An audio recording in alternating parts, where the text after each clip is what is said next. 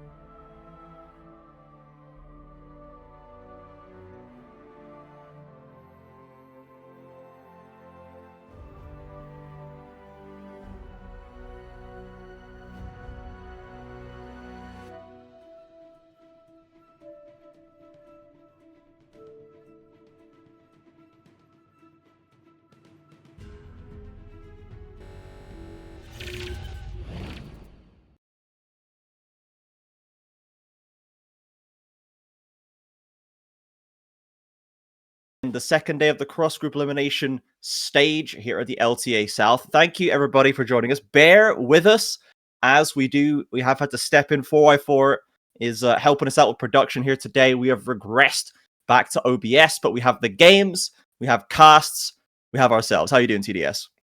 Yeah, I'm excited. There's always problems. Even I had problems trying to join in, but we're here. It's fine. We're going to see a great match, and also we're going to see some exciting League of Legends. I'm really excited for all that it's going to come through, and also I hope some spicy picks as well. Yes, absolutely. We did see a little bit of interest yesterday, though, of course, perhaps not as much as maybe we would have expected out of FourY4. But we do have Loud and VKS here today, both 4 and 3 in the positioning phase, both 2 and 1 so far in the group stage. So a tracked journey for both of them, though they've looked very different. They play very different, but it's fairly standard so far in the pick bands. We've got Viari on one side, Xinjiao MF on the other, and we have just had a Jax locked in for Loud as well. Now, this Robo Jax is a bit of a classic. Blind is a bit of a statement, but Robo has been having a heck of a season so far. Yeah, it's been quite good for them. Playing the Jax pretty comfortable, pretty, I would say, standard even in some of the situations. And then if you answer with the Rumble, I would say pretty standard as well. It's not going to be bad or anything like that, although there's multiple other choices that you can go for. The Kisande probably a Okay. little bit more tankier to give you a better opportunity so that the misfortune doesn't have to be collapsed on immediately or anything like that. But there is a buy and there is an area. So point and click CC to get on top of you, it's going to be quite frequent to get to try and kill you. Yeah, for sure. And now we know at least that Cassante has fallen off a little bit out of priority, but I think Yep. personally is actually in a pretty decent spot right now. Fairly balanced, but still is Cassante, right? You still have huge outplay potential. You can Yep. still assassinate the backlines if you commit yourself very hard. So, but it's not necessarily dominating every matchup, every game, every series. So, Bo gonna take a choice Cassante into Jack's matchup right now. Second round of the bans are progressing. The Brom taken away by VKS, trying to weaken out the bot lane. We have not seen either of the bot laners from Loud thus far, and we have at least only the MF locked in for Morteus. So TDS, if we're looking for bot laners to come in, normally the MF seems to come out as a counter to some other strong kind of B1 style pick. What are we taking in bot lane when we know the MF is against this? So technically speaking, usually the Barrows or the Callisto would be that kind of the options that you end up looking for. Not necessarily because they are superiorly strong to the Misfortune or anything like that, but because they give you some strengths that can really affect going against the Misfortune. A part of it would be the range that you get with the poke berries, or the other would be the ultimate value that you get with Callista, for example, and it just could get taken away as well. So here you get to see that there's two champions already that are going to be out to go against Misfortune. So I would say Jin or Ashe probably would be like the remaining options. Jin, for its facilitating potential, probably fits the best or feels like the most ideal for what you could go with this Loud composition. Although I'm not sure if Loud would go the Jin route. I feel like Ashe maybe could probably be the best Yeah, option. I'd But be the Jin is more probably the one that fits the expecting most. an Ashe or an Ezreal just for Yeah. Root's kind of natural pool that we've seen. But you're right. I think Jin would be a decent option right here. Of course, the Cassante, maybe, the Jin can't deal with it well, but you have the Jax, right? You have that Ooh. scaling kind of DPS option as Vigar is locked in by Kissy. Now, RMC on a couple of podcasts ago was reminding us that Kissy does have a lot of interesting counter picks to lean into right there. And the Vigar now coming out, the draft's already starting. Pretty exciting. Loud are keeping it fairly standard. They've gone for the Lucian Nami instead. Yeah, but I will say it does fit. Like we were talking about the gym potential, but the gym potential is great for facilitating your team. But this fits more into what I would expect from Route. The Lucian Nami to try and give you that bot lane their advantage, and then you play with the rest of your team. Though the Vigar here, it is really good because of all the ways that you're going to get engaged on, you have the Bio Ultimate and the Area Ultimate. That Vigar cage is going to be so ideal to just by itself completely stop some of the engaged potentials from the Bio. So it's going to be really important seeing how Kisa will position himself, but also how he will try and make it so that Mortios is never in a real threat in general.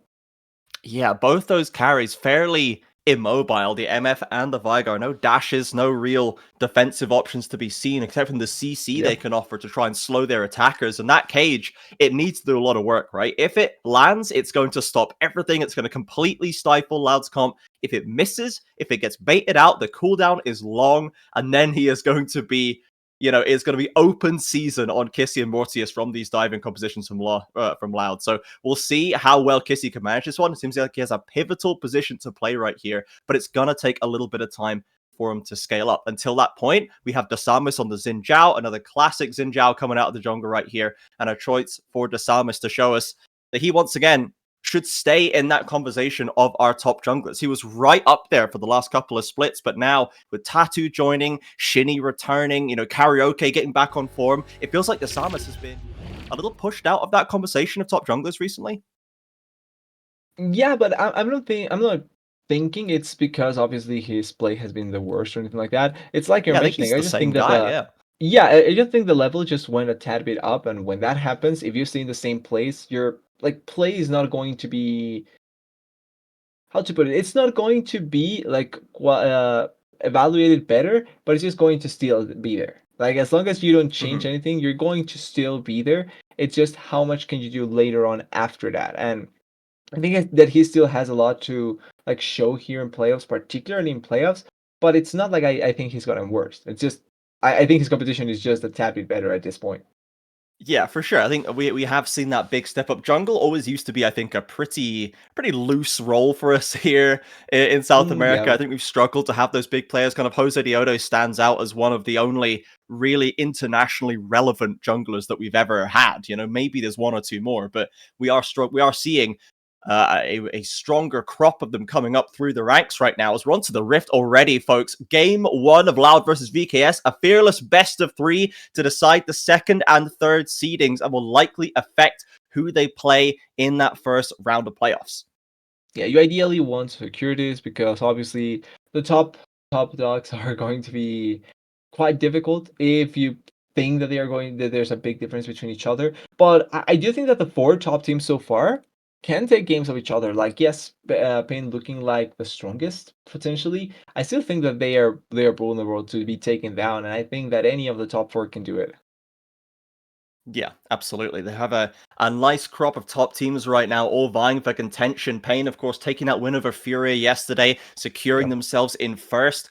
But still, we know that Loud and VKS particularly has been right behind Pain as of late. They've not been able to finally secure that championship, but they came dang close considering the rebuilds they've gone through. As Robo Ouch. looking to kind of Harry Bolt a little bit on the way to the lane. Gets a little bit of poke damage down there. Both the junglers starting on top side as well, so expecting them to path away from top for now. Yeah, already starting quite strong up there. Robo doing a little bit of damage, and then I'm expecting something similar down here in the bot side, especially at level 2. The initial full bronze potential coming in from the Lucian is going to be really good. One thing to notice also, there's no ignite on route. Usually the Lucians have been taking the ignite with a Nami just so that you get that initial added burst and you're able to blow up the enemy D carry much quicker. But here taking the cleanse, really scared about both the cage from the Veigar and also any Yeah. potential CC by Trimby. Yeah, for sure. Wants to stay safe right now. There's huge burst potentially coming his way if he gets locked up. We have seen some really great performances out of Root and Redbird recently using Yeah. this Lucian Nami, and it has been a pairing that has seen the highs and lows, right? Root himself has spoken on how sometimes Redbird's amazing and sometimes he doesn't know what's coming out of his brain right now. So they are currently on a bit of a hot streak. They're playing well. And Morteus and Trimby as well have someone who've taken a little bit of time to settle in, right? Trimby coming in for this year. Morteus, an academy promotion. There's a little bit of time to gel this duo. So we'll see how both of them can perform right here. We know we have a lot of strong bot lane duos to contend with in this region. Yeah, one of the things that you will never see Brazil lacking certainly it's going to be, or I don't know if I should call it civil law anymore or not. Like the LTA South, the one Yeah. thing that I will never see them lacking on, it's AD carries. I think that their talent just keeps on coming and Yeah. keeps on adding onto itself. And Morteos is a great addition to that, especially because I think that in a team that you can maybe get stuck under from players that have been quite good already, like he has been a great shining star for them, in my opinion.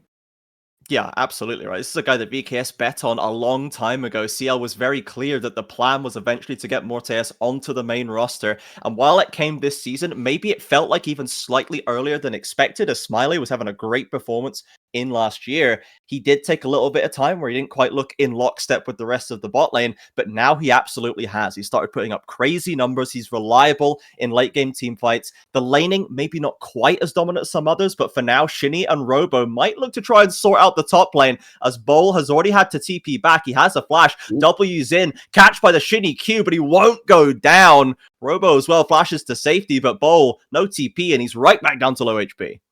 Yeah, no TP, but did get the flash out of the Jax at the very least, so he did trade a summoner positively in this situation, and he still is playing the K'Sante. So as long as he actually has any potential to like keep himself relatively safe and also be able to farm, he should be in a pretty comfortable spot. He's going to get this wave after it crashes or after it pushes a little bit, and then it's going to back. But the Jax is going to be a little bit of a bothersome champion just in general with how much he can do to threaten him with his jump and his CC, and also to buy a couple of movements already to maybe try and impact the top side of the map. Nothing much towards the bot side though, and there's not like a lot of camps that are quickly spawning, so I'm not expecting to see a lot of action here. Oh, Ooh, lovely bubble by Redbird. Trimby, backstep from Root on the Q, and the bubble interrupting the crash down leaves Root free to go ham onto Trimby. Ooh. Goes in deep, no ignite, of course, means that the Rel will survive, but a very close call for VKS.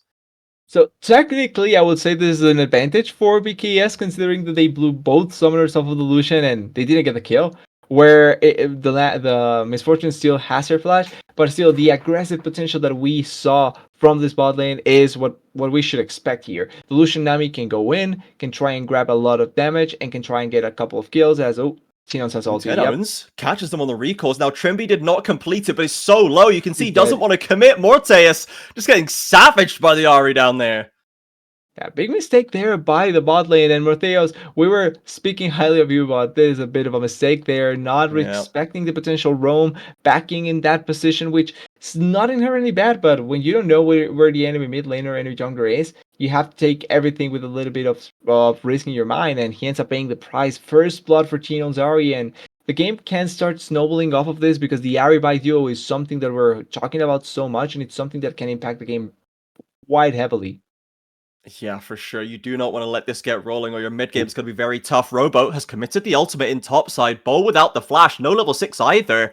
Doesn't have the tools to get away, but will survive barely. Just over 100 HP right there. So multiple lanes for Loud going pretty well. And now they're taking an aggressive stance in the river. They've got a charm onto Morteus again. He has to flash away. He's barely alive. If Tinones still had his ult from last time, he would have been able to get the kill. But VKS struggling kind of everywhere right now. Yeah, after the initial part of the game, already taking a couple of questionable plays. They were trying to set themselves up for the dragon, but walking blindly into the river, Kiss is going to be fine. But you need to respect a little bit more that potential. You know that T-Noun's charm at this point is going to be scary. You know that Shinny was also setting himself up there with Redbird and Rout already in the river. So if you walk in that position, you're bound to get charmed, or at the very least, bound to get engaged on. Another great charm there. Yeah, I like what we're seeing from Tinones so far. This has been honestly kind of the quietest member of Loud so far in Split 2. It's been a while since we saw the Tinones domination. This guy used to be the cut and dry top mid laner in Brazil, and there was no question about it. But it's been a while since we've seen him with that level of dominance. Robo's having a great split, getting back on form. Root and Redbird are finally gelling. Shinny has settled in, but we weren't seeing out of Tinones just yet. So maybe today can be the day when that final piece kind of wakes back up for Loud and they become that dangerous 5-stack again. Yeah, and could be the difference maker, like you're mentioning. Like that's a slight difference that you always need to have in your favor. One thing that you can historically see in any roster that succeeds is having a mid laner that will deliver on what you need him to deliver. It's not necessarily him being the best in the world or being the best carry. It's just what his proposes for the team. He needs to make it happen better than anyone else. And if it's being a facilitator or a carry, you need to have that on your side. So the fact that Tinones can begin starting appearing here for a Loud roster that has already been performing quite well after their initial rise is going to be really ideal for them, especially looking into playoffs. Yeah, for sure. VKS are going to have to instead put their faith in this Kissy Vigar to try and scale up. It's not falling behind Tinones. He's acquiring gold elsewhere than the mid lane, and they're going to get these grubs as well. Two already picked up. Loud, though, round the corner. There's the third, so Desamas has got all they need. They've got ultimates as well, and you can see Loud. They don't want to tango with the ults on board for VKS. Yeah, the quick decision making there, really nice that they are able to answer back with the 3 grubs. And with that, they are able to also put a little bit more pressure into the side lane. One bad thing for them, though, is that they do not have like champions that are side lane takers or side lane pushers. So it's not like they're going to find the most value out of it, as a little bit of fighting on both solo laners, actually. Yeah, I mean, both Robo and Tinones can take to the sideline pretty well, to your point. Whereas, yeah, Kissy doesn't want to just stumble solo into a side lane against Vi, Ahri, Jax, Lucian. That is just a recipe for disaster. Yeah, pretty tough for him. So VKS, I guess it's going to have to be the objective plays. It's going to have to be the team fights where it works out. And if they lose tempo on the map, if they lose control of their waves consistently, it might be hard for them to ever get it back if Loud just keep holding the pressure on. Yeah, and especially trying to get control for Vision and not being just completely collapsed on or engaged on because of the engage tools that Valve has. They need to try and get a little bit more control over the map. Walking blindly into an Ahri Charm or a Bio ulti or even a tidal wave in your face, it's probably not going to be fun at all. So you need to try and get a little bit of control, specifically on the parts that you want to play around with, and then try and make it so that you can force skills if you're able to, as they're trying to set up here around Kisei. Not necessarily going to find much, because I do think Kisei doesn't want to fight at all at this point. He's a Veigar. He wants to keep on stacking. He wants to first get his first item, and then after that, you can see him fighting a little bit more. Yeah, you know, it's just a catalyst, and that finally has got the Aether Wisp in inventory as well. So a little bit of AP at least, but really, yeah, needs to get those passives stacked up before the ult can really start hitting.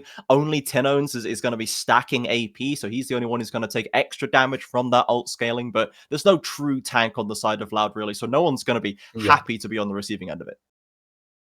And he can still blow people up really quickly, so certainly going to be a scary Veigar, depending on how many stacks he does have. Based on the state of the game, I'm not expecting to be really high up, but he has been farming quite good, so it should work out to a certain degree. That ward has found so much value so far, hasn't been detected, and stopping another initial potential engage here, as they should know that they are around this area, and it should be possible that there is no attempt at trying to go anything onto Robo or onto the bot lane. Not seeing anything really from Desamas so far. I did get that grub camp squirreled away with the rest of VKS, but Bull committing the ultimate onto Robo actually has the flash, has a leap strike to get to safety as well. Will not get knocked up, but Bull has turned this top lane around. Now Shinny coming back round, baited in a lovely flash vault breaker into the cease and desist, tries to flash to safety, but now Robo's back in. Now he knows that this fight is winnable. VKS bringing in the cavalry to try and get the counter kill. Robo would nowhere to go, leaps, slap, face first into the Vigar wall, and Kissy being given the kill credit. I was expecting to just see the Primordial Burst there, but they also not needed. They just immediately kill the Jax. But like you're mentioning, a little bit too much of a force coming in there by Bull means that now, even though they do get a counter kill onto Robo, they are pushing onto this bot lane turret pretty effectively, and they also have Lucian by himself in the mid lane. So gold wise, it's a much better trade for Loud. They are going to get much bigger value, and now you need to see VKS try to respond with something else. Dragon will respond in 30 seconds, so maybe there's a chance for a fight over there. But I'm kind of surprised to see Bull committed like that, and especially committed in the middle of the lane. I typically see that play at the very least near a wall, not just in the middle. Yeah, for sure. Maybe Bull getting a bit too excited here, getting the best of Robo, the most decorated player in Brazilian League of Legends history. 7 CBLOL titles to his name, more than BRTT had. Robo is, by titles at least, the greatest Brazilian player to ever do it, and Bull was getting a decent one up on him with the Cassante after a rough start, but that has been kind of the story, right? Bull has been having a much better split than he has in the past. We've never been that impressed by Bull every time he gets a promotion to Div 1, but this time's a little different. With VKS at his back, we're starting to really see the potential there. Yeah, we're finally seeing what they were seeing before, and if it can keep on working out, that's probably going to be the best case for VKS, as they initially started Dragon here. They have the setup, but there is the Ahri on the side as well, so they want to engage on this. They can 100% go for it. It looks like they are going to just respect it, going to understand that there was a teleport, and instead just going to immediately try and play away from it as much as possible. But this sort of situations where you see the side of BKS commit a little bit quicker onto the teleport or commit quicker onto sending someone to the side, leaves this sort of situation for Loud, where they can just push the side Yeah. lane, get quite a good amount of value here, and then do the same on the other side. Oh, Robo may get collapsed on. Yeah, Actually, no, Bull it's on the goal. has the ultimate now. He may try and bully him back a little bit, but can't do too much about it. Tino's just going to wait out the cage and let himself step away right there. But yeah, Robo getting a demolish bot, getting another plate. As we've already mentioned, the VKS doesn't really have side laning potential. They need to win the team fights. They commit a TP down into a dragon that Loud's not even contesting. They're happy to just push out mid, take plates in top lane, and keep that gold lead growing. Over 1,000 in their favor now. And the VKS early game that has been improving as of late, pretty stalled out against this Loud composition so far. Yeah, interestingly enough, I've liked how Loud have been willing to give things up as long as they can get their team going, and that's a thing, something that I feel like most teams usually do not like. Right? It's kind of like whenever you force an objective, you do it with an idea in mind, right? But there's also ways to just get ahead without really having to fight for any objective. You can just play around it, and you can find benefits for your team. And I think that Loud is doing that pretty well. You cannot take the dragon, that's fine. We get it gold elsewhere, and that's still going to take us to the objective that we're looking for. Like this turret getting collapsed on the top side, where it's going to keep on losing health, and then you're going to open more space for Ajax in the future. Yeah, maybe it's just because Loud does have quite, old players, a lot of veterancy on this team, a lot of experience, a lot of years at the Yeah. game, that we see this kind of the old style of give the first Oh, two Matthias. dragons and then fight later style, right? That we just don't see as much anymore. I think people prioritize dragons very, very heavily these days, but now we have VKS trying to take control in mid lane. Oh, Loud are the Kizzy. ones contesting. Again, this is coming out of the lane. This is when they're Oh, strong. wait. They're diving in deep, Yuki. but look at the MF ultimate. That's It's beautiful. very, very good from Morteus. Nobody could challenge the MF and completely rips through the engagements of Loud. That was beautifully played by them. They committed everything onto Kizibot, and that was even fought without the cage shop. Kizi committed the cage a little bit before, so there was a slight chance there for both Tinons and Shinny to be able to find a perfect angle. But in that position, they committed too much onto the Vigar, and it left Martios in touch. Perfect ultimate from the Misfortune, complete bullet time, just charging time, and you were able to just see the amount of damage that they are able to deal. Also, Vigar, deceptively tanky. He took quite a bit to be able to be forced, and that is just the difference maker at the end there, as Kizzy should be fine. He's not by himself. Yeah, Desamus is going to head this one off of the pass for sure. Robo TPing in, but can't get any purchase there. But you're absolutely right. Kissy there with the Cosmic Drive also completed the Catalyst first, then went into Cosmic Drive, and now presumably will go back to finish, what I assume is the Rod of Ages, right? He's going to be even tankier, but he's not prioritizing the scaling option. Trimby, on the other hand, is on the wrong side of town. 4 members of Loud will stop him from getting away as Kissy is dead topside. We're going to need to see a replay of that. Hopefully the main broadcast will give us one. Yeah, I'm not really, I'm not even sure what happened there. They were in comfortable spots, and just like that, both Kizzy and Trimby getting picked up, and even now, Bowl and Desamis are getting a little bit collapsed down here, but there's going to be turret bot lane, there's going to be turret, no, top lane, no, it's going to be a turret by Bowl, but they're going to lose the first turret gold here, and I'm not even sure how this happened. You don't need to do anything after that fight, you just need to get controlled a little bit more, and just hold on for the next fight where you will have even more value, and that way you can try and keep on winning the game. But after that questionable play, we need to see what the solution is going to be for BKS, as we get the replay here, and he was backing. He probably thought that he was going to be quick enough, and it wasn't. Yeah, even the flash past the Comet from Robo there just to make sure he doesn't go low enough. Kissy can stop him with the cage, but does not have the damage. This Jax kind of is going to end up being the tankiest member of Loud. It can already just face tank what Vigar is pulling out right there. He's gone for the needlessly large rod straight after this death, so he's thinking maybe I need a bit more damage. I need to hurt a little bit more. Let's get some AP finally. Yeah, at the very least, he's going to be able to burst people out much quicker than he usually would be doing it, but he needs to be careful. He is an immobile mage. Without a flash, you're pretty much dead, especially if you miss your first cage. So you need to always consider that whenever you take that into account. And now they're forcing a little bit onto the bot side with the Herald. They do have the second charge, but nobody's getting on. Okay, now they are. Here we go. Now, VKS going to take some back. They have at least been more or less in control of the objectives so far in this game. They're dropping down in the goal, but they're going to get that bot tower, get a second charge, and Desamus going to walk away with no risk to him. VKS trying to stop Loud stealing more of this gold on the top side. And if it hadn't been for those couple of mistakes a few minutes ago, VKS would actually be in a very good spot. They would be less than 1,000 gold behind, and they would have decent objective control to scale up with this Vigar composition that they built. As it stands, they need to slow Loud down a bit. They need to avoid getting snowballed on while we're still in that strong mid game.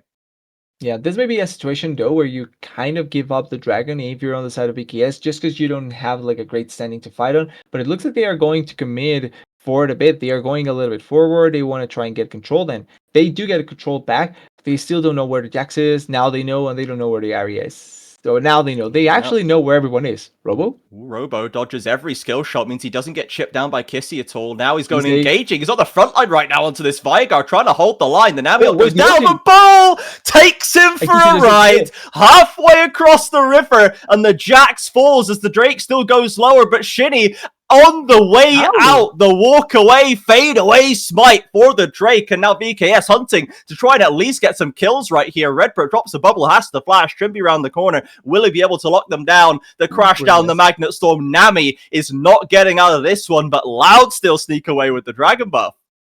Yeah, really weird how Shinny there is able to get the dragon, but still really well done there to win the team fight. You get, at the very least, a couple of kills in your favor and forcing back the gold once again a little bit closer. Would have been ideal if it was Kissy the one that does collect the kill onto Robo, but you get what you need to get. As long as you get the kill, that's perfectly fine. And he still does get the stacks. The stacks are going to be just as valuable as the kills for the Vigar in this game. As we see the replay, really good play here by Bol, just forcing Robo into such an awful spot. And it also separates him completely from the team. The only one that can help there is T-Nons. And T-Nons realistically doesn't want to commit after the Jax already pulling that spot.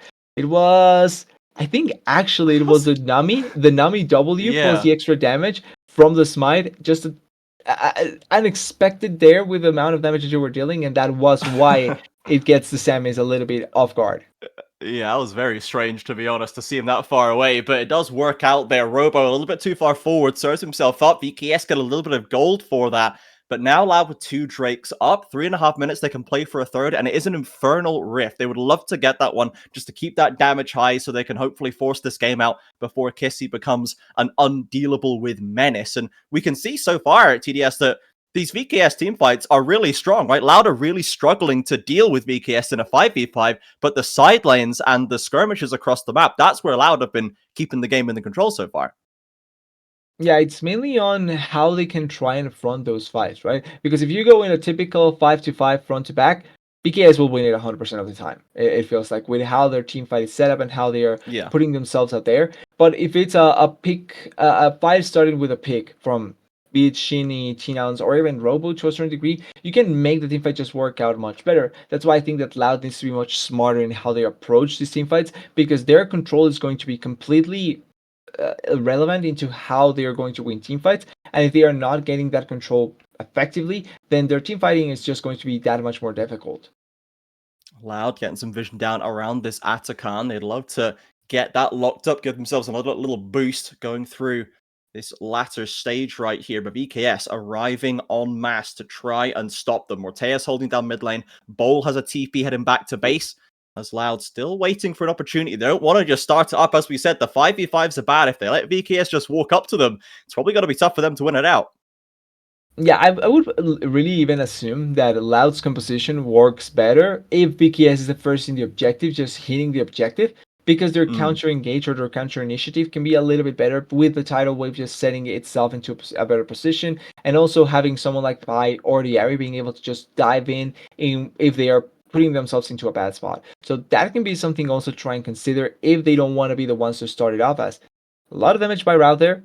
Ooh, a lot of damage by Root. Has to cleanse away, but the Ignite comes after, and he's ticking down now. Trimby, or Shinny on the front line, I should say. Now the rest of them arrive. Flash away by Root. The Magnet Storm can't catch him. Trimby goes down. Loud piling into this mid lane. An ult from Morteus cannot hit like it did last time. Another charm from Tinnos. And a double kill for Robo's Jax. Loud with a lovely little 5v5 in the mid lane.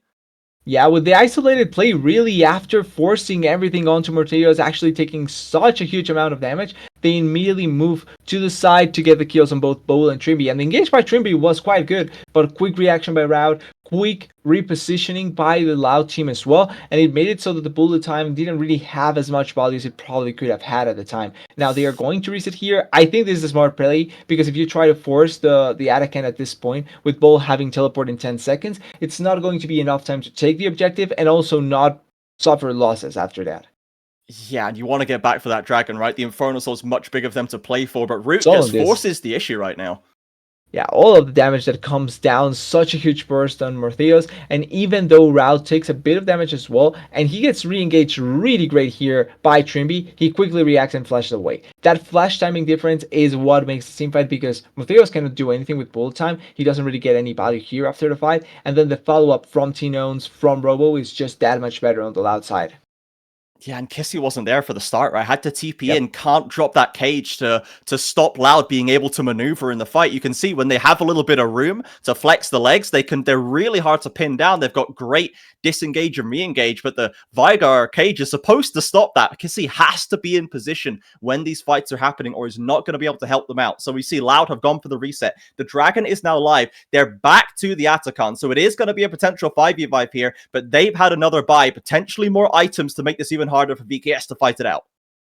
Yeah, they're going to try and make it so that it's going to be more difficult for them. They do have the move here, and they also have the charm of Kissy. They've got Kissy. They've got Kissy to flash away, but T-Nones can dash past it, and Shinny's ultimate doesn't care for your Vigar cage. Continuing, a flash away by T-Nones right onto Morteus. Threads the needle, but there's no follow-up. He has to dash back out. Now watch for the ultimate. Out it comes. Loud scatter over the wall. T-Nones, a third charm. This guy just doesn't miss today. Unbelievable play from Loud. They completely swarm over VKS in their own jungle. It is a teamfight victory by T-Nones, by the way. It's completely on his charms back, gets multiple charms in the face of Kissy, in the face of Morteos, with great positioning as well, by the way, and the fact that there's no cleanse or nothing to take away that charm effect, and everyone is focused on trying to stop Route from reaching the back on the fight. It's just such an effective teamfight by T-Nones. Maybe the damage, although this round, the damage actually is representative of the value that T-Nones had in that fight. Pretty much the main carry, even if Route did a lot of damage as well, he's the one that puts his back, or the team on his back, to be able to get the advantage in that fight. That is absolutely crazy, TDS. We were talking about maybe this is the game where T-Nones, you know, rises back on form and slots back into the team, but he has risen way above the team already. He's leapfrogged everybody and is hard carrying every fight right now. This is one of the best Ahri games I've seen in a long, long time, and we still have a lot of Ahri play in this region. Yeah, it's been consistently good so far, and if that's going to be the way that T-Nones will try and put his name back into play, I'm all in for that. It's been really good, and it's been really exciting. Now, we do need to see, in that same sense, the way that T-Nones have been putting himself out there, like how BKS is going to respond to that. Because if the Ahri is not stopped with this baby cage, by the way, it's not going to be really easy for BKS to be able to put anything back in their favor. So you can see that. 2 charms actually connecting onto Morteos. 1 onto Kissy, 2 onto Morteos. That's such a great team fight by T-Nones, and such a good realization of where he needs to be positioned so that he can find the max value for the team. He's the absolute goat, man. Just waiting by the wall for the refresh charge to come through. Straight over in the third charge there.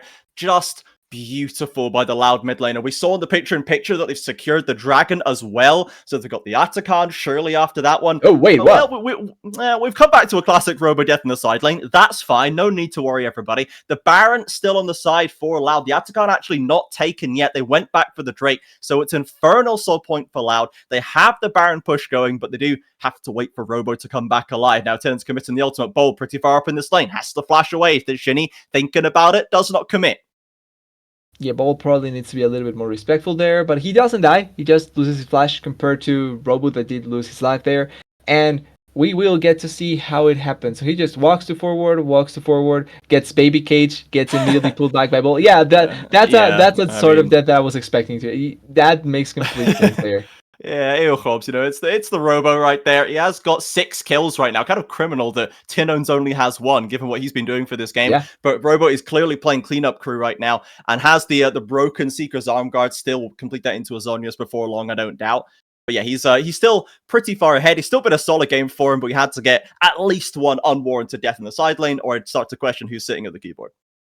Yeah, realistically, if you don't die, I don't know if you're Rob or not, like you're mentioning. Yeah. I will say though, the fact that he has the broken stopwatch now, it's kind of important if there is any team fight, because it can be a difference maker between how long he survives and how much it takes for him to die. But if there's no fight at all and he can complete the Sunjas, then it's going to be pretty relevant. It's all depending on that timing. Now, Bishan going to get controlled once again, or at the very least trying to be taken away by BKS and give themselves a little bit of a space. The difference in that previous fight, it came down to how much vision there was for Chino's to connect charms.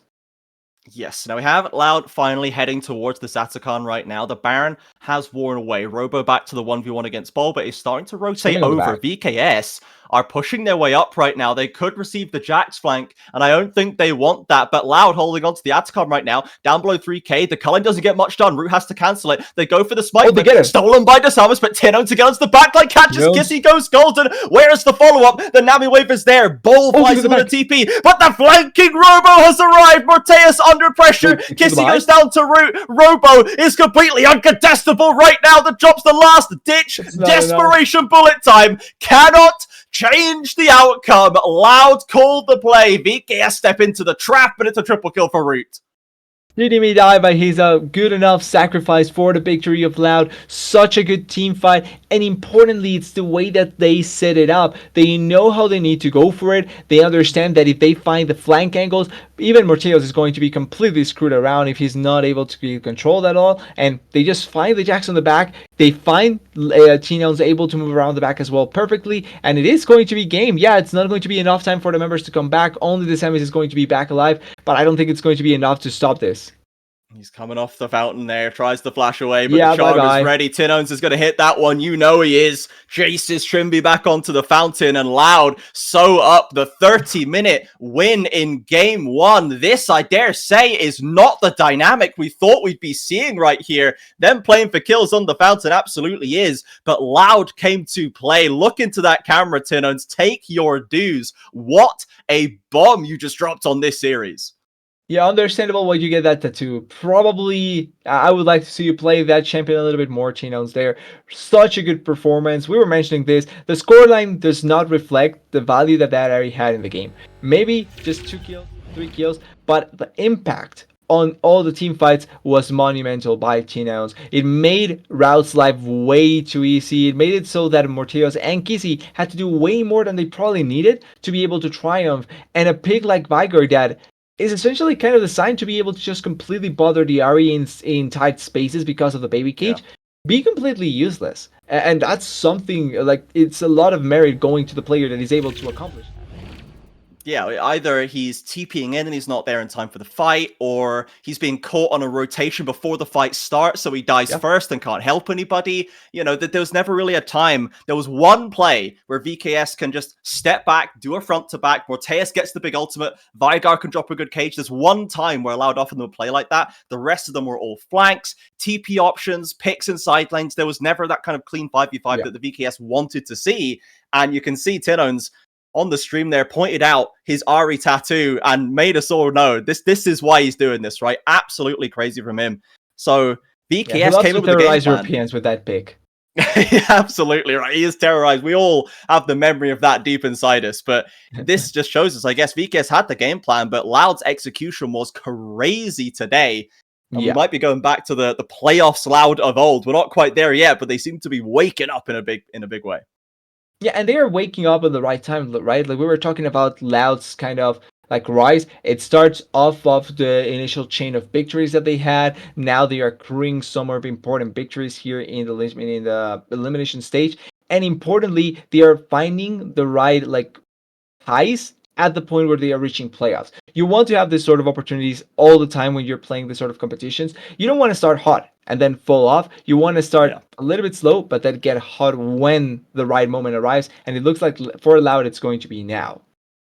Yes, solid start for them for sure. VKS need to shake that one off and try and get back to what has been working for them in the past. For now, we're going to go to a short break. We're going to run an ad in that time to get rid of all the pre-roll ads for our fun, exciting new viewers. Thank you all for joining us, and we will see you back here in just a few minutes for game number 2.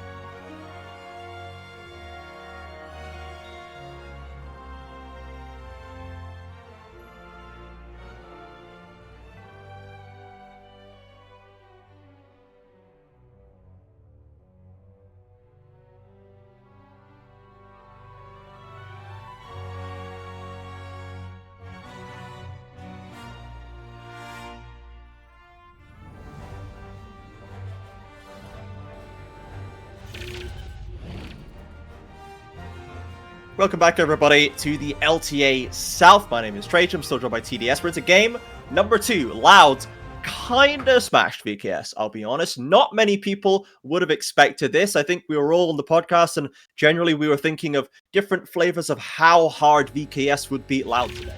Certainly, this game does not seem to show us that, but TDS, what are you expecting from VKS? I guess, do you think that they have it in them to bring this one back? You think that Loud are just going to be too good today and just going to walk away with a swift 2-0? Nobody's ever too good. Like, unless you actually show up and show that you're too good, you actually are not that good until it happens. So, like, I Yeah. can see VKS turning it around. There were a couple of mistakes here and there that really could have been capitalized on and could have been really bad for Loud. So, there's always the opportunity here by VKS. I think the biggest thing that we need to see here now is Kizzy having a little bit more impact. Because, like, in the previous game, yes, the Vigar in theory was a good idea, but you could see how Tino's just completely run the game through just a smart movement and being better at just finding the right picks at the right time. Where the composition from Loud, even though it had a better team fight idea, it never really got that going in their favor. So you just need to change a couple of things here, find your mid laner be a little bit more valuable than the other, and that way you can turn it around. Now we're into the pick and bans right now. We have the first pick Gwen from VKS. Bowl, obviously very proficient on the carry. Top laners, has played the Gwen a couple times and is still flexible into the jungle despite being a little nerfed in that position. The answer from Loud was the Talia Pantheon. Quite a common pairing we're seeing right now. It's very mobile. It's got great CC chains. It's a lot of utility, but not necessarily scaling damage. So they really need to be enabling the rest of their lanes there. And the Samis has gone into the Fury, and Kissy still refusing to join us here in the meta. The Annie coming out in game number 2 following the Vigar in game 1. I will say Annie may not be fully meta, but she's getting really close to that. Has been popping her horrible head up, and that's kind of weird to say about a child, but like you can hate her all you want.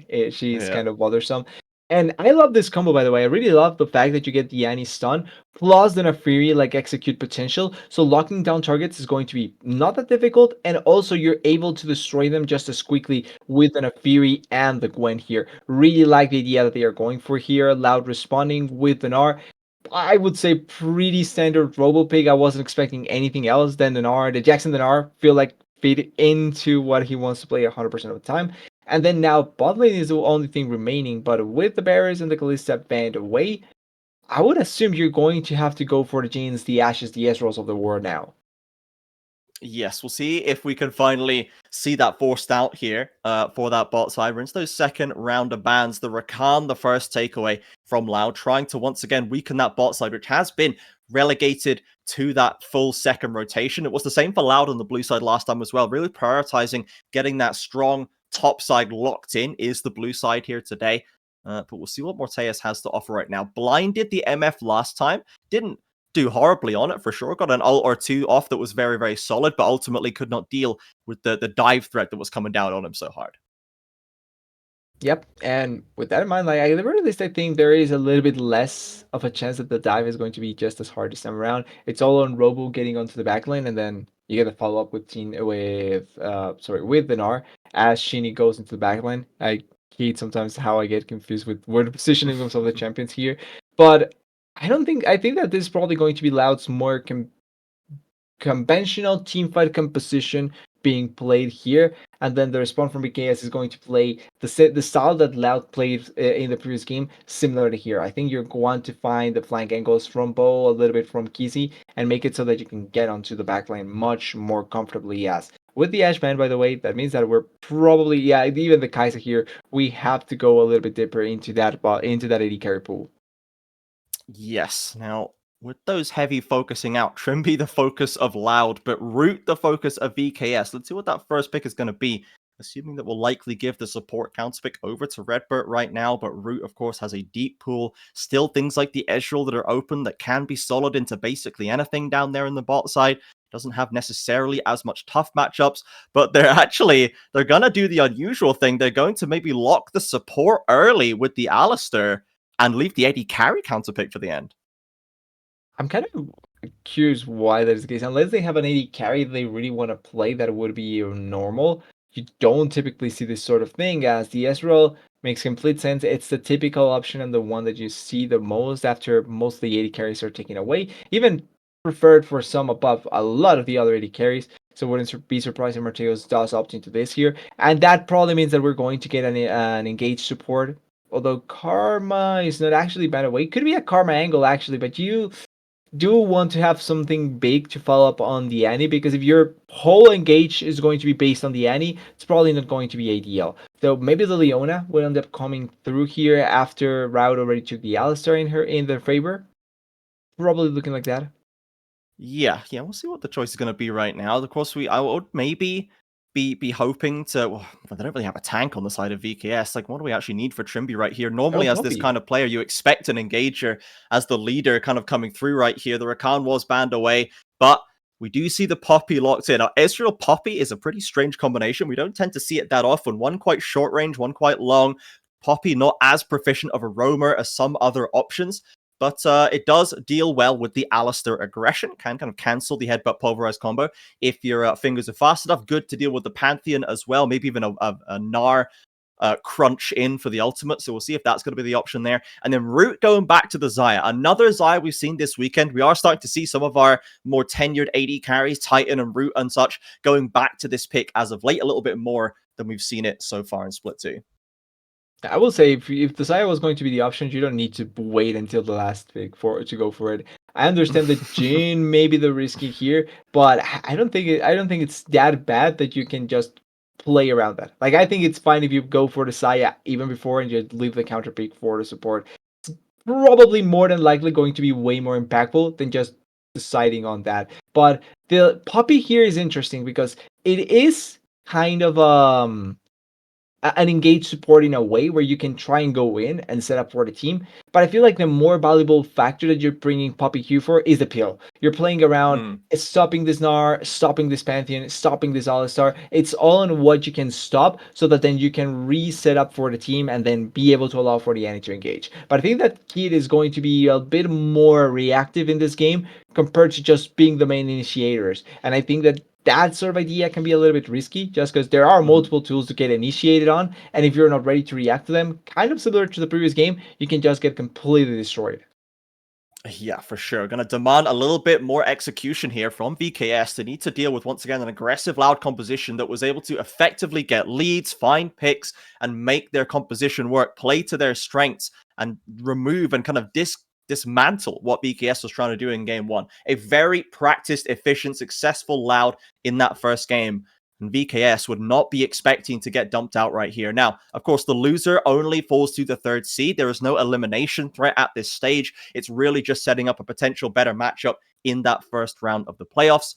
But, of course, you want to see the momentum staying strong. You don't want to be dropping losses before you get into playoffs when these losses might really, really start to matter. Yeah, you're at the very least still in a moment where you're fine giving losses up, even though that sounds weird. You are perfectly fine if you lose once, but you don't want to lose later on. You want to get set up for success a little bit later as well. As we see a couple of trades onto Robo getting done, the same thing that he did in the previous game, and everyone else in a staring contest. Not much accomplished elsewhere. Yeah, I mean, if anyone understands the whole "it's okay to lose early as long as you win later" mentality, it's Loud. They built a whole dynasty on doing exactly that for 4 splits in a row by always looking like they were going to lose it, and this was not going to be the split where they would simply win again, and always proving everybody wrong time and time again. So now they have actually been punished. They've been knocked off the pedestal. They didn't look great in split 1. They look better now, and certainly today they have hit a new high for themselves in this split, especially if they can carry this forward into a complete 0-0 victory over VKS. They might have to start worrying up in the upper echelons. Teams like Furia and Pain will have to actually think maybe Loud is coming back to punish us if we're not ready for them. Maybe it's time for Loud to get louder once again, or maybe not. Like that can just be BKS is just bad, and Loud is simply better than them. Also. Yeah, I mean, it does feel like VKS, even when they have these good games, right, they have not been as consistent as before. It felt like last year they had a consistent vision as to how they wanted to play, how the roster was best to be used, and to how they would play games out. It's been a little bit of an exercise in finding the identity so far in 2025, and they've had really good games, and they've had times where they look like VKS of old, and they look so well put together, like they have a really great understanding of the meta and how to play the game out. But sometimes they have games like last game where they just fall apart and they can't execute their comp and they're kind of standing in the wrong places, and it all kind of gets a bit confused and just lost in the muddle. Yeah, I really have kind of thought of BKS as like the perfect gatekeeping team in this region, actually, because like it feels like they are on the cusp of really able to being really good, but they are great against the lower teams and they struggle against the top teams, but not necessarily struggle where they cannot do anything against them. It's just that they are just lacking that one more thing to be able to actually be a top team, as Xenon's has to instantaneously flash. That's the threat of the Annie always. One misstep, you get stunned, you probably die after that. So really good, quick flash, really nice setup. And now in the future, you can have to be extra careful about the Annie moving forward, or even be ready for her to flash on top of your face. Yeah, no greed by Tinones right there, popping the summoner straight away to avoid the danger. Trimby just about does not quite able to pick up vision on that ward behind the towers for Root and Redbird, so they are going to still be playing it out fairly safely. They're not sure potentially where Nefiri is. But Bol is now going aggressive onto Robo once again. We saw this last time, but again, Shinny is around the corner. He's on vision right now, but Bol should have the space to get to safety. Actually sticking around. Maybe he knows that the Fury is in the area, and he can turn this around into a 2v2 they can win. Gets into the brush, but Shinny is in there with the stun. Bol still hanging on for now. Does have the Hallowed Mist if needed. The Samus around the corner. Full HP. Double buffs. Completely ready to take down Shinny, and it's first blood for the VKS jungler. Kissy meanwhile in the mid lane. Catches Tinones on the stun, can't find the kill threat, but takes control of the 1v1. Yeah, the advantage is in favor of VKS at this point. Really great first blood they are able to find, and really nice played by Bol in general. The Gwen is just feeling really, really scary at this point, where she's not only winning the trades against the Gnar, but it's forcing the Gnar into awful spots. Robo really cannot walk that far forward, because one misstep as a mini Gnar is probably death. And that forces Shinny into, I think, a little bit too much overcommitment there. Probably wasn't needed at all for you to walk that far forward. But without respecting the position of the other jungler, you end up paying the price with your life. And BKS having a really good start so far. Yeah, Samus well timed right there to come in and pick up that early gold. It's pretty scary given the Nefiri early gold. Kissy now the one over, extended maybe in the mid lane. Shinny has the flash, goes for the stun, has the spear, looks for the execute perhaps, but doesn't quite have the damage. Where's that Q cooldown? There it is, and Shinny will walk away with the solo kill.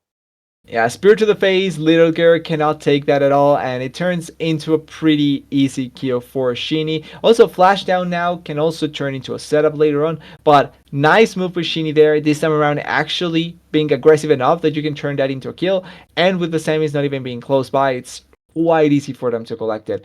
Not enough to cover the deficit, but just enough so that you can get back at the very least 300 gold deficit, and that's it. Yeah, absolutely. I want to keep pace with that Nefiri. Of course, the Pantheon can be very much a menace if it gets decent gold early on, has decent assassination power, and is always useful for that ult rotation and the point and click stun. VKS taking a look into that top side of the jungle to see what's going on right now. Shinny nowhere to be found, approaching level 6 right now as Robo continues to suffer, is trying to get that transformation, but he's playing with fire right now. That could be... the flash in! Yeah. Bol with the emote as well. Robo doesn't quite have level 6. He's going in for the full commit. VKS around the corner. Can they save Bol? No, they can't. Robo dings 6. Shoves away Trimby, but cannot keep the Samus off his back. I think he probably shouldn't have flashed at all there, but a 1-for-1 in this situation, forcing also the flash out of Bol. That's such a huge play coming in by Robo, and setting himself up in a lane that he was really suffering at. It's going to be really, really ideal. The wave is going to... Shinny stunned against the wall. The Samus is ready there with solid burst again. The double buff still on there, and Shinny cannot quite reach the blast cone. Lovely little invade by VKS, catching the loud jungler slipping on his side. Do they want to dive this? He just got level 6. He got level 6. He drops an early heal right now. They're going for the dive still, tanking up his Redbird. Tinones now can't get it done. Kissy receives the kill after the 2v1 gank goes awry. Trimby and Samus now with another target in their sights. Redbird lost on the wrong side of town. Nowhere for him to go, and Trimby will just slowly sort this one out. Gets the kill in the end.